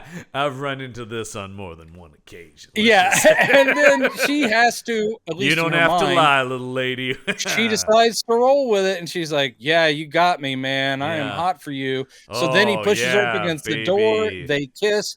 This is gross because he's 40 something. Yeah, and I just thought the actress is probably 22, but she's got it exactly. Actually, I look at that. Yeah. Oh, really? She is 22 exactly in this. Wow. Okay. Well, good job, Jones. Yeah. But essentially, she's playing younger, and then she slides down, and the indication is she blows him. I remember thinking, even when they were making out, I'm like, I don't think you needed to do this. And then when that, I was like, you definitely don't need to do that. Jesus Christ. And then the next scene is her rushing downstairs with her mouth kind of clamped. Yeah. Then she spits in a jar, kind of a little thing, a cup. Yeah. And then she goes, got the sample, got to get out of here. So and she rushes it Nerd over. Boy doesn't even pick up. He doesn't even pick up yet because that will be revealed later what happened. So he's like, why don't you talk to me anymore? I never hear from you. Come. But she rushes it over to the uncle and gives him the mug. And he's like, what? And she's just like, don't tell Derek. Don't tell Derek that's Derek, right? semen from his stepdad. But of course, that will come back because that's on the thing later. Anyway, it's on the thing. It's like, thanks for the sample of semen. And so then that cuts him going, I haven't heard from my friend Sam in so many days. I think I did something wrong. She doesn't like me anymore. Oh no, my awkward nerd energy has put her off. And the uncle's like, she's probably just busy. Yeah. By the way, I really wanted to see the uncle transfer that semen sample from the mug into something. I just needed to see the awkwardness of that. I can't join you there, but I see how that would have made it even more uncomfortable. Yeah, I was just curious to see. And Yeah. apparently, once again, looking at the parental guide, apparently there was slightly more graphic imagery in the. Wow, really? Well, I think it was more implied. I mean, it was still implied, obviously, but Remember, folks, we are slightly further. criticizing a just butchered print of this film. Yeah. Yeah. No, slightly shorter. Yeah. Apparently, there was more of her actually like on her knees in front of him. As opposed to just boy! So I think it was And I slightly missed it? more. Yeah, just slightly more. I do like that under sex and nudity for the parents' guide, which I do always enjoy the parents' guides. Is a girl gives a semen sample to DNA test. I'm like, that's not really sex or nudity per se. Right. They didn't want to be really explicit as to how that sample came around. Or how about the fact a man talks suggestively about a girl? That is hot. I love that in between all the other like graphic stuff in the. It's always like when I love like on Netflix where they go like graphic violence, gore, sexuality, nudity, and smoking. Yeah. This thing, which we both watched for free on YouTube. Yeah. It started with TVMA. Yeah. Which is probably why you were like going, oh, for a TV movie. Because I think that it must have immediately been swapped out or edited down, possibly to air on something like Sci-Fi or something. That's the feeling I got, and this feels like that's why I said this feels like a TV thing, specifically cable, because it does feel like something I would have seen on Sci-Fi Channel, which a lot of those were just cheap things they would buy and then put on there. Indeed, and it really has that vibe. Like a lot of Asylum movies went to Sci-Fi Channel, and I will say this is slightly better than an Asylum movie, but not much. Slightly.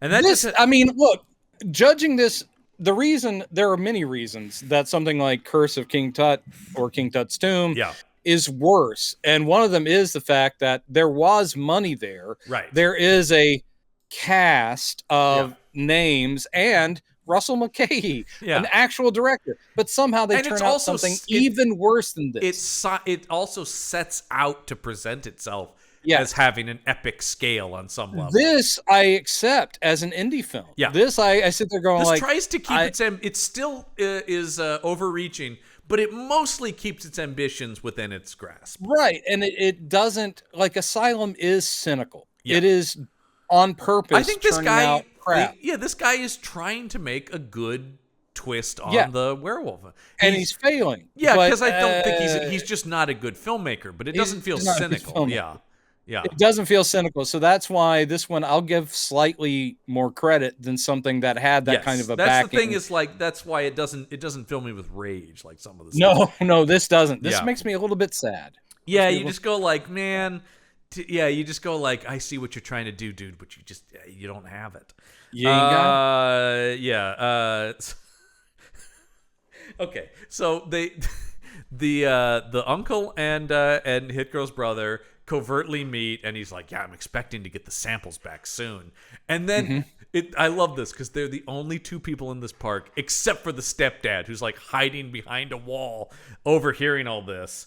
And he also overhears. He goes, yeah, I never wanted your mother to marry that guy. And that's when he's like, I'm turning. Starts to wolf out my arm. Also, they're indicating he has heightened wolf hearing. Yes, they do that. They do that like weak. They kind of do a weak version of the Nicholson and Wolf thing, where it's like you kind of hear the sound zoom in on their conversation. Yes. It starts kind of echoey as if it's being tuned in, and then he's like, "Oh yeah, no, I'm hearing it." He didn't like me. And so while this has happened, so he goes, I should, and this is how he knows that he's going to be expecting the package later at his Best Western. By the way, they clearly show the Best Western hotel sign. And I was like, God, did they put money into this piece of shit? The thing I love about this is they do show that to indicate this is where he's staying. And it's like, guests of Big Bad Wolf stay at lovely Best Western. But then what I like is the lobby is definitely a Best Western lobby. Oh, yeah. But when the guys leave the building and walk around and he follows them on foot, I'm like, that is just a storage unit building somewhere in LA. That is not a Best Western sidewalk. It is the most nondescript wall. Yeah, I'm like, wow. So Best Western let them shoot in a lobby and get that sign, but no, the outside. Then get out of our fucking parking lot movie. Yeah. So that's while that's happening. Hit Girl's brother does go and confront Halloween Town about, how come you won't call me back? Is it because you blew my stepdad? Yeah, because this is where he's fun. Well, because by the way, the uncle goes, you like her, don't you? You should go for it. That's what led to the thing about, I regret not making a move years ago. Yeah, I always loved your wife. Your mom. Yeah. And I regret I never moved. But, your brother got to her, and that was great.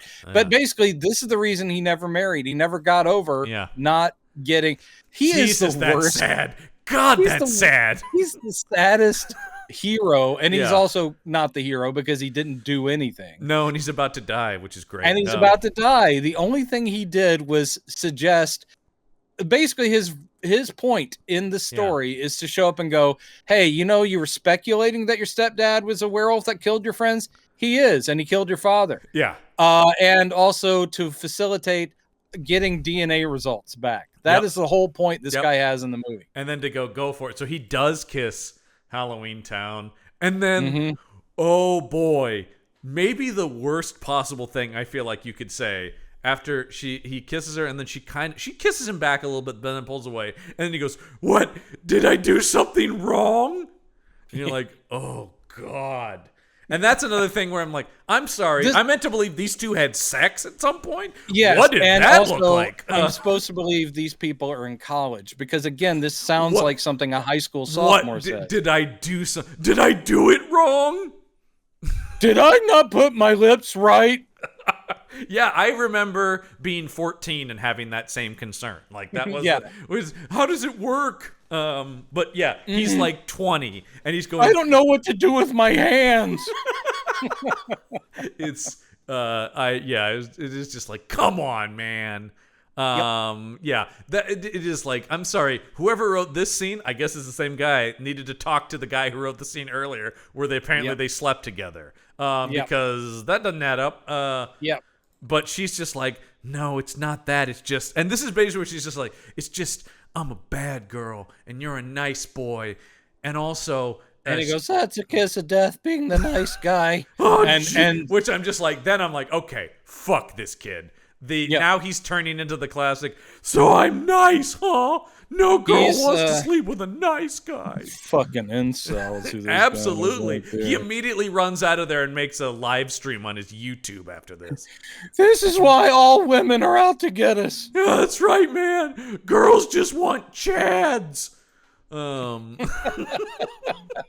It's all about girls. They want to have chat ads. All they care about are bank accounts. And pecs. Bank accounts and pecs. Some of us can't have pecs. Like medically. My doctor says I'm not supposed to have pecs. Even if one popped up, I would die. Like instantly die. I'm allergic to weights. Again, Chloe Grace Moretz, keep your family close and love them. Yeah. I'm sure your brother's terrible. As an actor, he's a wonderful brother. There you go. It seems like he's very supportive and close with her, and I think that's great. If you wanna help prop up a very talented actor like your sister, more power to you. She's wonderful. But she wouldn't get nowhere near a stinky mess like this movie. Yeah, thank you, Gene Poole, for giving us one very talented offspring. Yeah, man. So yeah, and then this is where he goes, "You know I don't care about your dark past." Yeah. And this is where she goes, "Yeah, but there's something else you don't know. And once I tell you, you're not going to like me anymore." And of course, And it's true. As soon as he finds out, they don't talk for the rest of the movie. but of course, he doesn't find out in this scene because just as she's about to tell him, out of nowhere, college reporter guy is back. They're at her. By the way, they're at her garage. She's literally like working under a car, and this reporter guy with his camera crew, they just appear out of nowhere. And they go, "Well, we need a statement." Like, come on, Samantha, tell us the truth of what happened in the cabin. Hey, guys, come on. Yeah, and don't worry, she's the one that scares him off with a wrench. Yeah. Oh, because once again, this is another scene where she's like, "I'll kick your ass." It's like, you get out of here, or I'll kick your pimply asses. And I do think that it's stuck out funny in my brain. that that was that. Yeah, well, that's good specific writing. Is what that is. Yeah, it really, really is. And it is basically them going like, "Oh God, she is a tough one. Let's get out of here." Well, what I like is in a world where this kid is a nerd, Hit Girl's brother. Come on, fucking college TV station kid is nerdier than you, man. Yeah, that's literally. I did work for the not college, but high school. My high school had a live TV station. Did you and your friends run around with a camcorder and a boom mic? No, I mean it was such a blow off class. Like it was. Yeah, I didn't put a lot of effort into that. It was an excuse to use the equipment, right? But like the actual, I wasn't like, we gotta get this story. See, and plus, I can see that I produced like segments about behind the scenes of the school musical. Right. That's the kind now. Here's the thing. Yeah. This would be an interesting story if a student at your college had been involved in this. Yeah. This would be something where you'd ask, can we interview you? We know even junior journalists would be like, I know it's a sensitive topic, but let me just ask you some questions. Yeah. But they're acting like there's a cover up or something. So they're literally doing this kind of gotcha journalism, like, tell us the truth of what happened. What I want to see is the cut back to their college class where they've got their Ben Bradley professor going, "You got to find the truth to this thing. I'm telling you they're hiding something. Get me pictures of Spider-Man." Follow the money.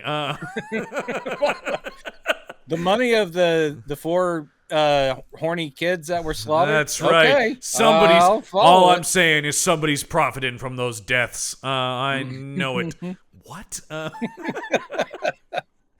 I suspect organized crime. But like, this also makes me think, like, I'm sorry, were they just like waiting in the shadows of this garage going, "Now's the time, strike"? I think that, yes, it does feel like that kind of gotcha thing. And I'm like, what? You keep hammering them till they give you a statement, you hear? Don't ever give run up. Out. Yeah, they run out because they're like, "Oh God, she's got a wrench." She's got a wrench. Yeah, so she runs off. And of course, in classic movie fashion, they can't then return to their conversation about what she was about to say. No, it's been ruined. Never mind. Now, is this simultaneous with Uncle being tortured to death? Yes, that's what happens, because we cut then to, the Uncle now because literally the ingenious plan of the werewolf is just to go, "Yes, I am Charlie whatever. I will take that package." And then you get at the Best Western. At the Best Western. That's where he intercepts the package that has the DNA results. One of my favorite beats of him is where he sees the guy come in going, "I have a package for Charlie something," and the guy goes, "I'll call up to his room. He's coming down now." And then what I love is Richard Tyson playing this werewolf trying to figure out how long is believable to believe he's come down from the room. Because he kind of walks around a little circle and then he goes, "Yes, I'm Charlie. I'll take that. Thank you." And then he walks out the door, and then the real Uncle Charlie comes down and sees that he was there and walking out with a package. So he follows, but stealthily. And it's just so stupid. It's like a fucking Mannix episode, man. It becomes a Mannix episode. Essentially, Tyson has this document which he thinks is going to, be a nasty surprise for him. So he's protecting himself by he could have tossed it in the trash. Nope. He could have done it. He could have whatever. No, But he takes it to the business office where he does takes work. it to his office and just leaves it on his desk. Because what is his job? It's a business office where he does work. It's where he does business work. I think it's something like he and Ward Cleaver are working down at the office. Meanwhile, his abused wife is back home wearing pearls. Anyway, I just always like that on those old shows. There's always just like, I'm going to work now, honey. What did I'm going to the office. It didn't matter. See you later. Boy, How was your day? Oh, what a day. What a day at the office doing work. Jesus. Mr. Johansson really hammered us today. Yeah. Doing what? Don't ask. Yeah. Anyway, but he's Uncle like, Charlie comes in. Speaking of 1950s and 60s TV, Uncle Charlie just casually. So Tyson just casually drops this on his desk and takes the phone call, going, "Yes, the numbers are up and they're down over here too." Yes, on a thing. Yeah. You got go for Mitch. Yeah. You're a go for Mitch. And then this is the insane, incredibly stupid. He could have just swiped I thought he was going to swipe the package and walk out. I thought he was just going to take the package back. Nope. Which, again, this is so immediate. Again, and I'm sitting there going, the suspense you might have of, now the werewolf has the D. Instead, this is immediate.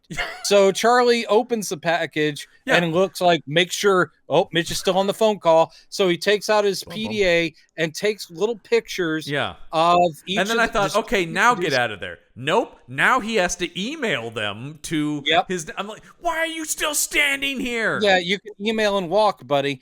But even on Isn't those that the PDAs, whole point of the PDA? But so he does that, and we still hear Mitch talking on a phone somewhere, so maybe he's safe. But then he basically turns around, and Mitch is like, "It's the classic. The classic, just close up and the fist coming right at the camera." Yeah, clock. And then he wakes up in a dark room tied to a chair, while not in wolf form yet. Richard Tyson taunts him, going, "Ha ha! I always hated you, Uncle Charlie." I always hated your brother and you. I always wanted your brother's wife. Now she's mine. For reasons, I treat her like shit. Yeah. I always wanted her for reasons unclear. Because obviously I hate her and your nephew, but I'm just gonna, live this life for reasons. Mine. Yes. Yeah. And then once a month. And it's classic, like, shitty Bond villain, like, yes, you were right. I was a werewolf, confirming everything. Yeah. At some point, by the way, we maybe glossed over that one of the confirmations was Nerd Boy and Sam did find Mitch's calendars, and they look through it, and every month has circled dates that are like Mitch's big trip. Mitch is going here, and they're always with a full moon. If you're doing it every month, is it a big trip anymore? Nope, I would say standard Mitch's trip. I think you get one big trip a year. You get one big trip. Yeah, that's how that works. Other than that, that's just normal behavior. Yep. So so he's tied up, but and this is where he explains the thing about, like, here is our werewolf mythology, folks. While a full moon compels me, I have to turn into a werewolf. I can always turn into a werewolf, but I'm able to suppress it. But if I feel a lot of stress, then it's much harder to suppress. Did everyone get that out there? Did you write that down? Okay, great. You're like, keeping up? Yeah, okay, that's our take on the werewolf thing. It's like, I can do it anytime. Great. And when I do become a werewolf, it's awesome. And he does turn into a werewolf here, and proceeds to kill Uncle Charlie, which I thought, like, okay. Sorry, audience, if you had grown attached to Uncle Charlie. Didn't you think he was going to survive and get with the mother at the end? Yep. I did. I mean, I don't care. At least credit to the movie for, like, going, that's what they're expecting us to do. Yeah, but this is the thing this is always that classic double-edged sword of going against expectations, right? And this movie is a prime example of that, where it's like, I understand that's the unexpected, but it's not good for your movie. Like, because then that is unexpected that Uncle Charlie dies here, but then it also makes you go, well, why was he in it at all then? Yeah, exactly. Especially since, as we just laid out, his purpose is as exposition, and there's no reason Yeah, for this character. there's no reason that they couldn't have found a lab on their own. They don't even need that. Right. Like you could take The Uncle idea Charlie that out he's of this got, movie. I know a guy. Yeah. I know a guy in DNA research. Who's not a character, entirely off screen. So it doesn't matter. Why? I mean, a simpler thing would have been to have Uncle Charlie be a guy who knows about DNA and he runs the test. There's any number of solutions here. It's just one of those things. It's the same thing with like, well, yes, I have not seen a werewolf be a rapist, but I also don't want to. That is different, but it's awful. So there's that's right. I've never seen. Oh wait, no, I don't. There's plenty of things that aren't in movies, and sometimes there's a reason for that. And sometimes tropes are a reason because they make sense. They make your story make sense. It's interesting. Yeah. That always drives me insane. I've been in too many screenwriting classes where people go like, yeah, but is it original enough? And you're like, oh boy. I mean, there's being clever, and then there's just like doing it to do it. Yeah. Yeah. By the way, don't ever go around saying doing it to do it. It just sounds creepy. No, that's going to be our next shirt. Doing it to do everybody, we're just doing it to do it. Yeah. You know. So yes, they're like, meanwhile, Halloween Town lives. Meanwhile, Superman and Batman streak towards the planet's surface. God, I wish I was watching a Super Friends instead of this. Well, wouldn't it be great if this movie had been narrated by isn't it Ted Knight? Ted Knight would be the best narrator for this movie. Meanwhile, at the Hall of Justice. Meanwhile, Sam is working on a car. I would, but it is here that meanwhile in Sam's trailer park home, because lest we forget she lives in a trailer because her life is so sad, right? Yes, and so and her mother committed suicide. Yeah, let's not forget it's her That's dark. very It's her important. dark past that I don't care about. I love her anyway. I love her even though. Well, okay, I'll say it. She blew my stepdad. I mean, it's a test. But all relationships have their problems. Ups and downs. It's all about ups and downs. So they get the test results, and she's like, oh, look, the test results say it's a combination of human and canine DNA. Anyway, let's quickly close the laptop so you can't read anymore. And he's like, what's this? The sample was semen. What's this? Yes, they get the PDFs, and they're like, "What?" Or they're probably just JPEGs that were sent. Yeah. It's like, oh, okay, so animal DNA, and what is this? Semen. What's and that? She's like, yeah. Well, she's like, okay. well, we need that. Him being as pissed with her, but I would be more perplexed. Where it's like, I'm not sure we needed it that bad. I think because of course he's just like, oh God, oh that means, ugh. You are a dirty girl, a dirty girl. Right. There is an instant shaming, but like I said, my reaction would be more just like, God, why did you think we had to? Because obviously you didn't want to do that, of course. So, oh God, like. There were any you gonna complain now? Yeah. We got what we needed. It's just that thing where it's what I thought when the scene was happening too. I'm just going like, God, there were any other number of ways to handle this. Yes, indeed. But of course, it being this movie, was the only option blowing him? Yep. In that moment, that was it.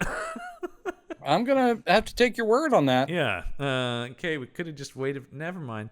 Yeah, and it's just like the movie just doesn't care. So anyway, he's like, I don't want to talk to you anymore. Yeah, because it's classic movie thing too, where it's like, you're ignoring the fact that we have definitive proof he's a werewolf.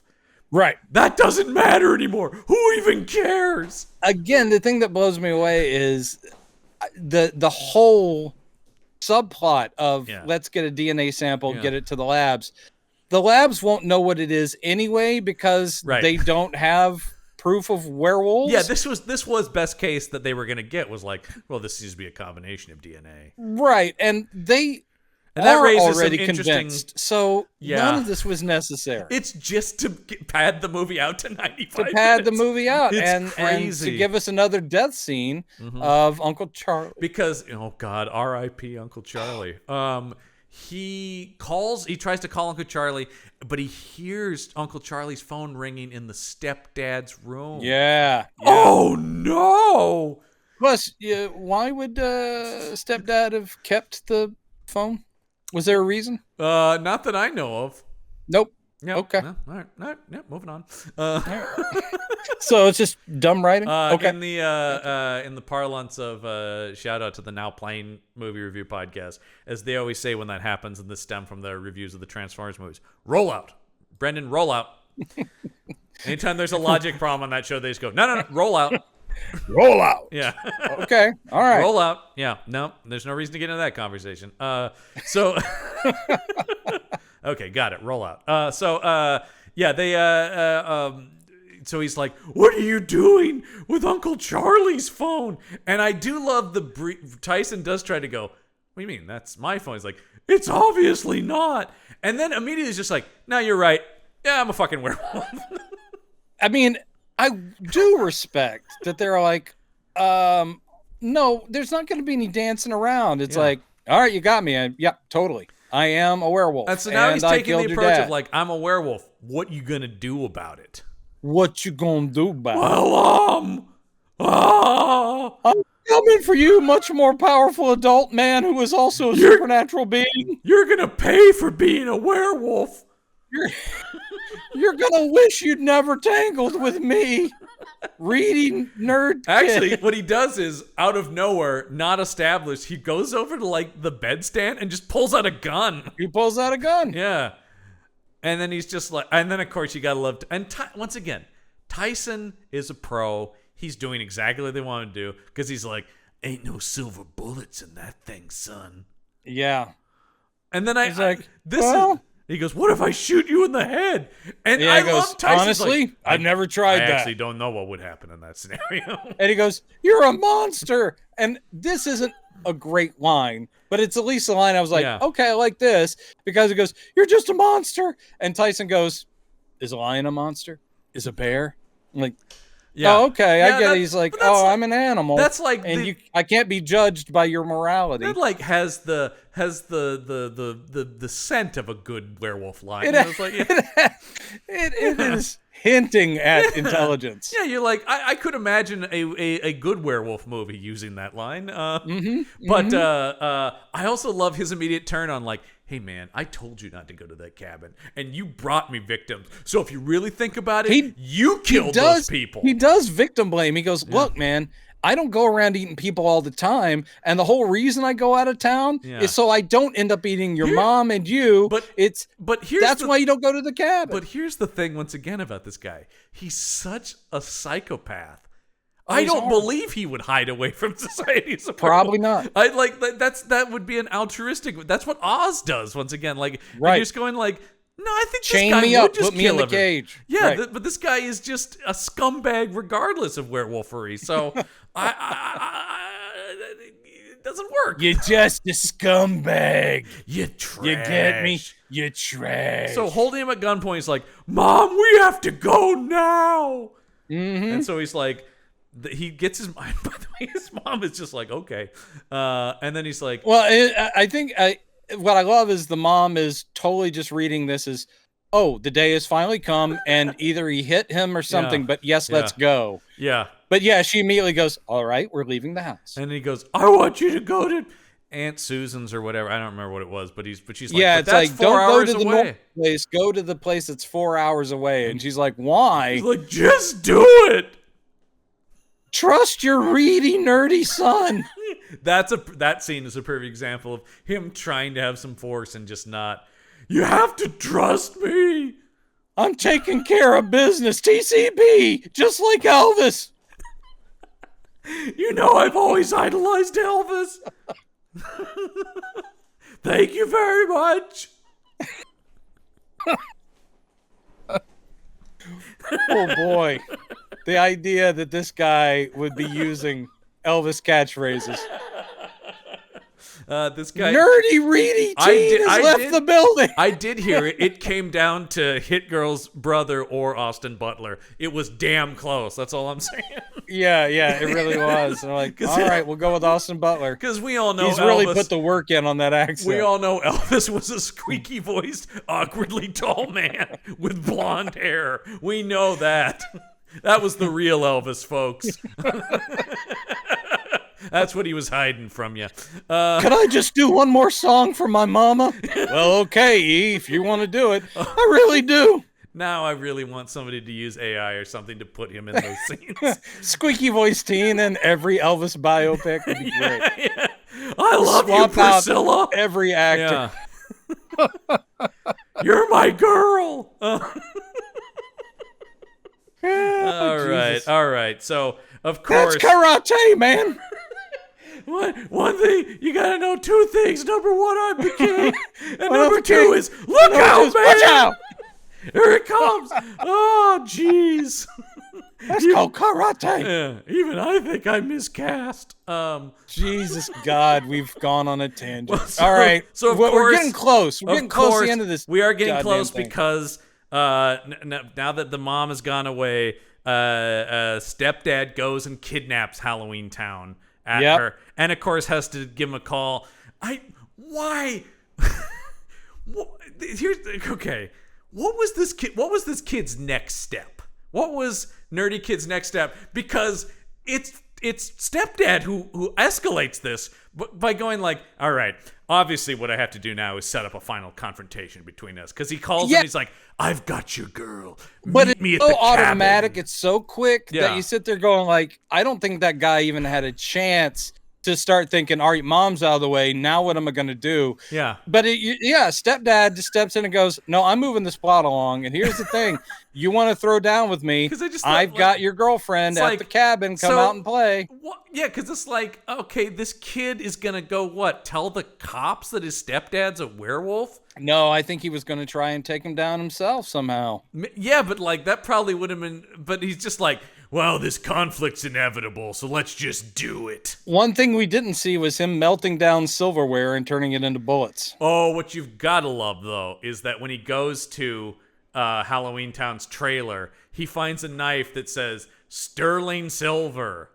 It had barely been established, and I mean, I'll give them some credit as like, well, we have to do the Chekhov's gun thing. So, so what he did was basically in the scene where he's talking to Sam in the trailer, because she's of course living in a trailer.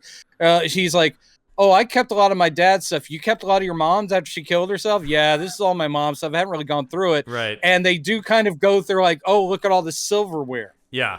And so I mean, literally, and that means nothing to us. Then later on, he goes to the trailer and then he sees it and it says sterling silver. He goes, hey, I could use. Well, the only reason we even bring silver into it, they don't even talk about silver until you get to that gun and he says no silver bullet, which I understand. Like that's going. We as an audience know that, but like you do kind of need to establish that silver hurts him.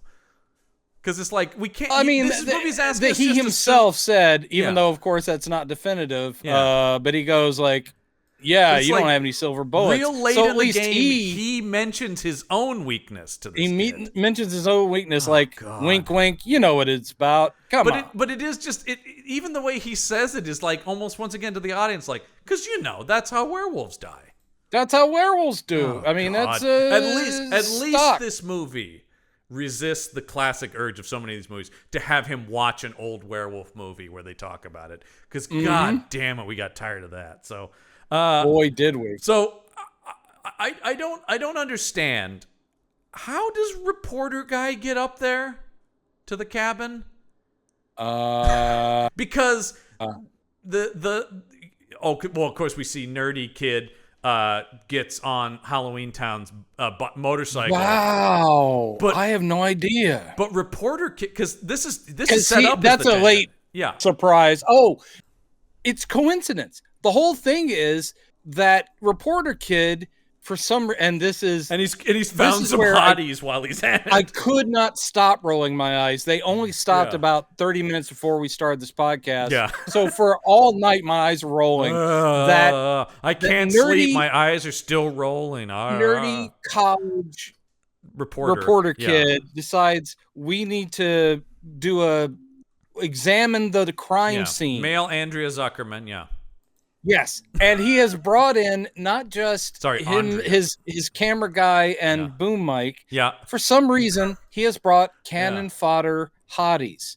that have not been introduced at any point in the story. Yeah, where he's just like, "Hey, babe, you want to come up and go to a and werewolf even cabin?" And when they walk in, acting like all scared, and like, we shouldn't be here. This is wrong. You're like, what did he do to convince them in the first place? I know.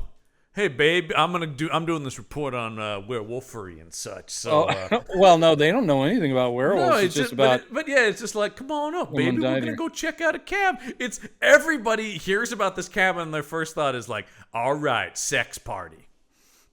Yes. All right, sex party was the name of your college band, right? Yeah, that's right. Yeah. We're actually still talking about reuniting, maybe. Awesome! Yeah, playing some of the old hits, you know. But I can't fathom that these hot chicks would go up there with this guy in a million years. No, because again, he's Bobo Sam Levine. He's Bobo Sam Levine, and it's. Like I said, he's fucking nerdier than the main guy, and the main guy can't even get girls interested. So it's just it makes no sense. And it is. I couldn't believe this. I was like, wait, what? Because they're already setting up. Our main character is zooming there. He's got the female lead. I'm like, okay, here's our confrontation, and then literally it is just the movie going, oh, we got to get a couple more kills in here before this is over, right? Right. And I think all these people die. It is just cannon fodder. They all die before the main guy even gets there. Yep. Because I do so reporter goes to cabin with babes, what I say. And so they walk into the cabin, and tied up Halloween Town is there going, you guys got to get out of here. What are you doing? And then Werewolf starts ripping them apart. Yeah. Nom, nom, nom, nom, nom. Yeah, and this is all kind of stock kills, except for he will say dumb things throughout. Yeah, at one point, he rips like one of the, I think, girl's arms off or something, or she's dead now, and he goes, "You gonna finish that?" See, this is where he becomes basically a Freddy. And by that I mean not a Freddy. As welcome to prime time, bitch. Yes, it's all that nonsense, and it's just terrible. Yeah, but that stuff's great when Robert Englund's doing it. Yeah, it's great when. Also, it's also great when it's a character who is that's his character. Yes. Okay, so they end up taking the main kid gets there. A couple of the people are still alive because they all have to now. They're boarding up the place. And why does this happen? But he's knocking at the door, and then he's like, "I'm gonna come in there and kill all of you." And the fucking reporter kid opens the door.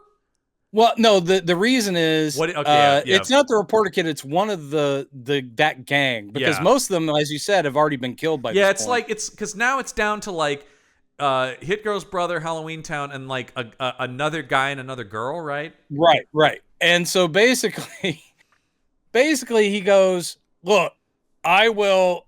I'm only after Sam it is and these, nerdy Tweety Reedy kid." Yeah. And he goes, "So you guys just open the door. I let you go free." Yeah.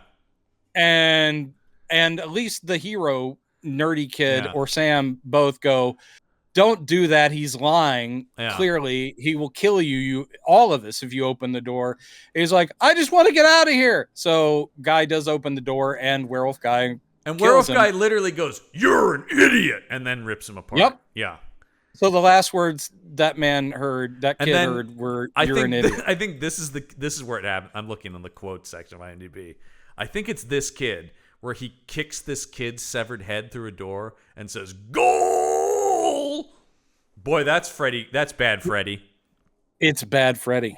He says goal. That is bad Freddy. Yeah. There's really dumb ones. Oh, and by the way, I'm sure you've already seen it because we've been looking at the the IMDb page. Mm-hmm. When you go to the quotes section, I guarantee you the screenwriter director put all these in, because the quote section is all of the dialogue from the film.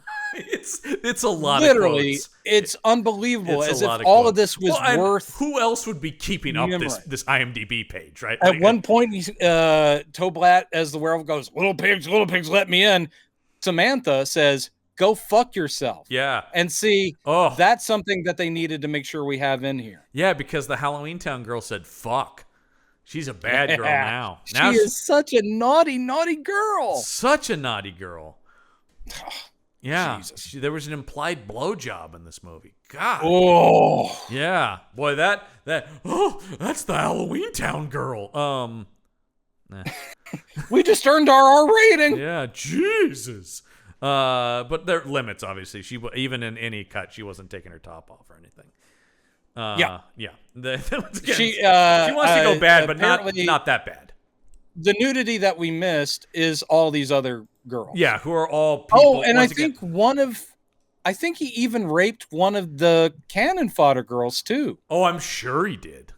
Yeah, so once again, I don't feel I missed much. You know what I mean? Like it's no. Yeah, I don't feel cheated, let's say. And also during this last confrontation, when it's down to I do have it here. You hear it. You do hear it. Because I have here he rapes the girl that was remaining. Right. So there you go. So because they go hide in a closet and they do hear you hear werewolf sex sounds. So you know when it gets down to just Sam and Derek.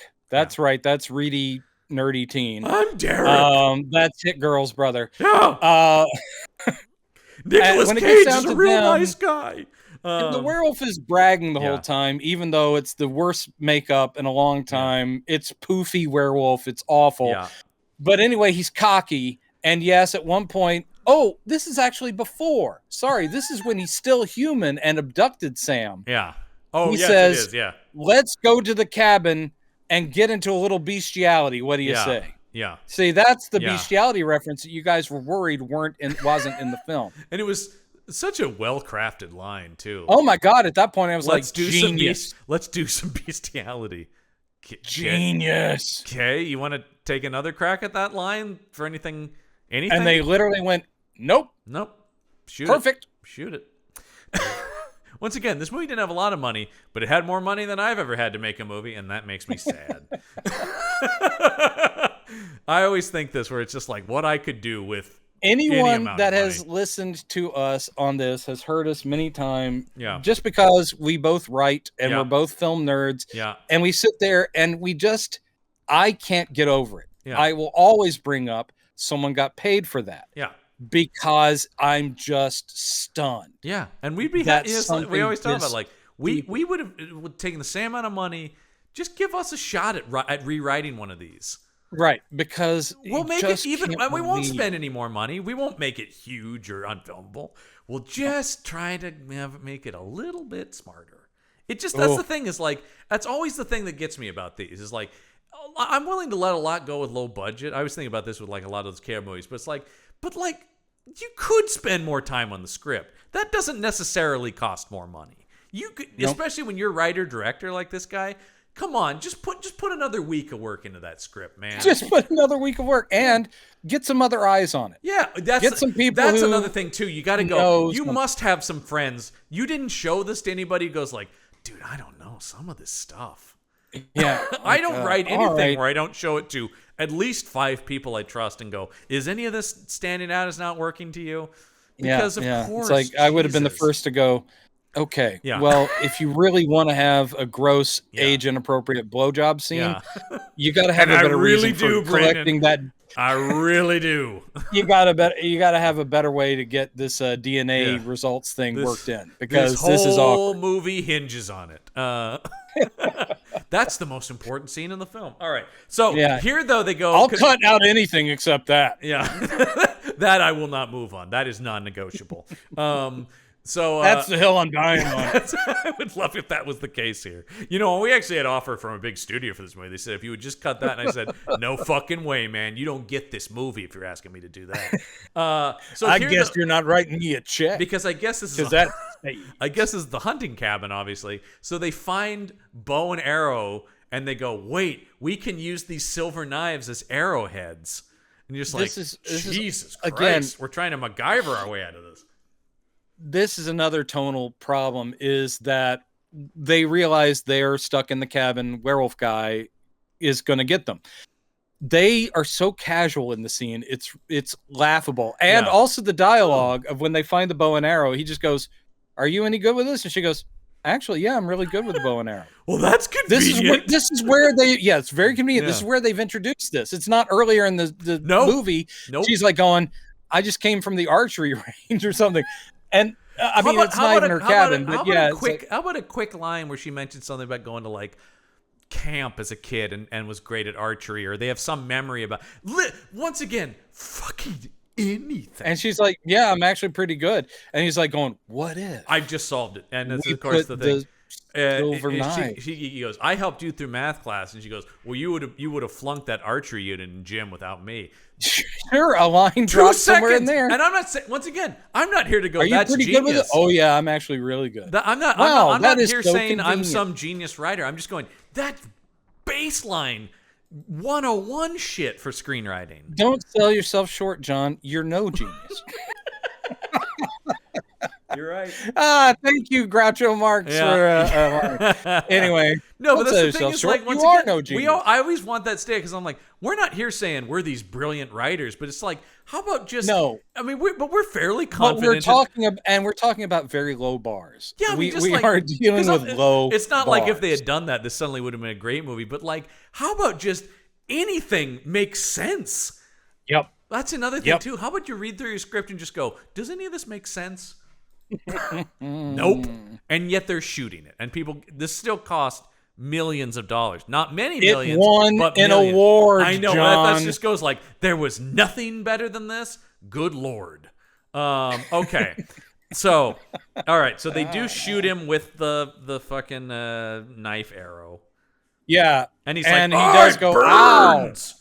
And there's a sizzling sound, and he's like, "Oh no!" He's like, "Shit, is that silver? Oh no!" And then of course I love that, like, they just watch as he writhes around, and then now that he's coming at them, he goes, "Load up another!" I'm like, you weren't doing that immediately.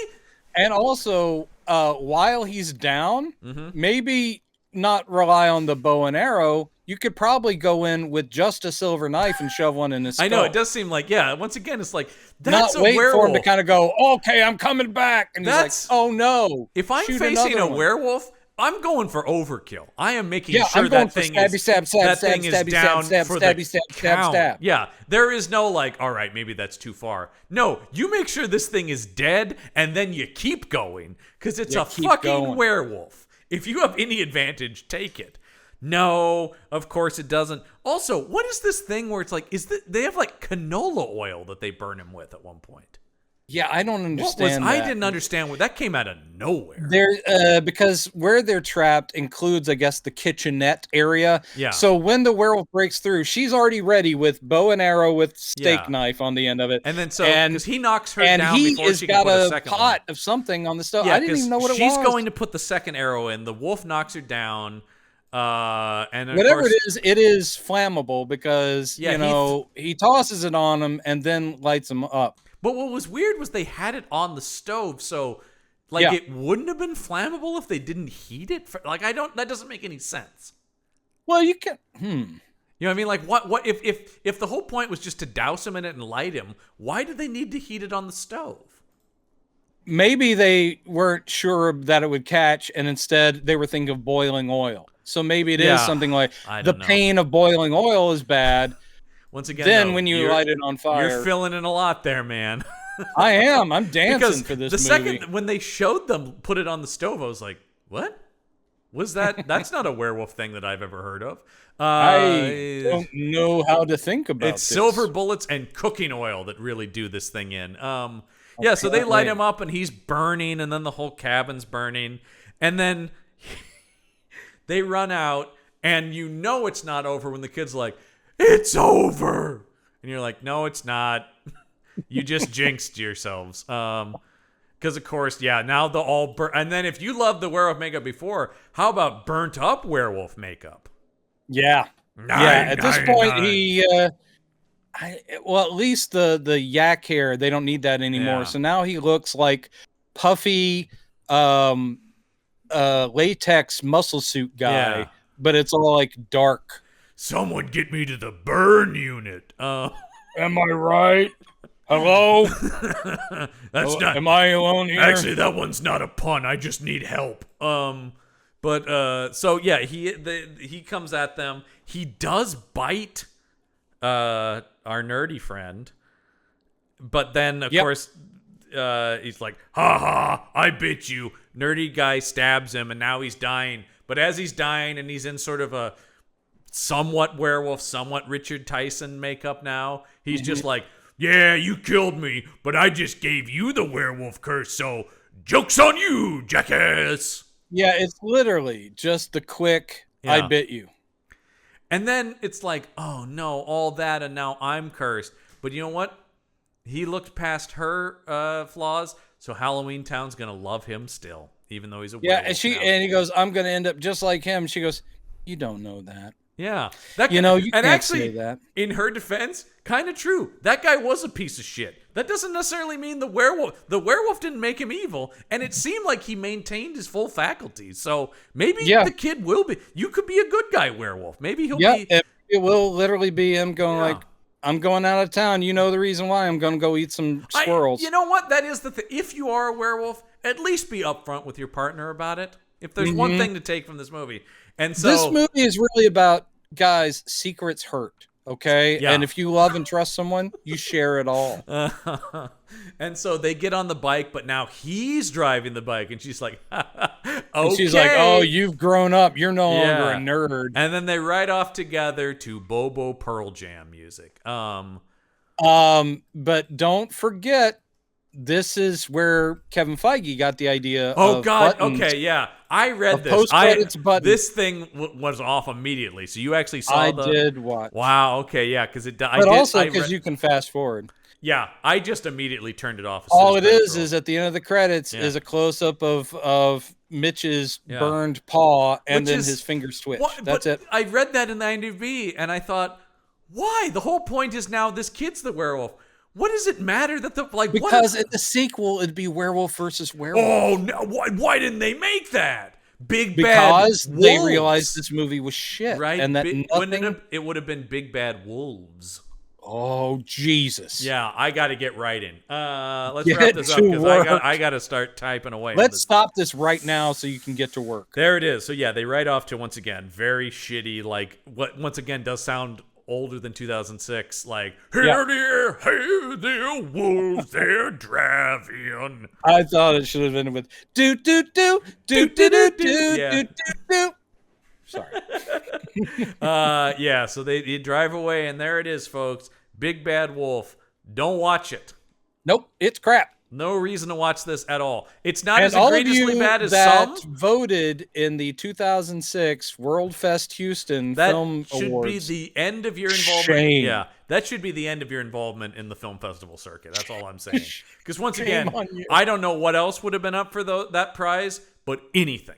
Absolutely anything would have been better than this. Right. Oh, Jesus. Okay, well, we were pretty low budget this week. I think it's time we return to high budget film territory, don't you? Yeah, even if it's crap, I would appreciate seeing some high budget crap. Well, it's high budget, and we're going back to franchise filmmaking. That's right. It's finally time for us to return to the Underworld.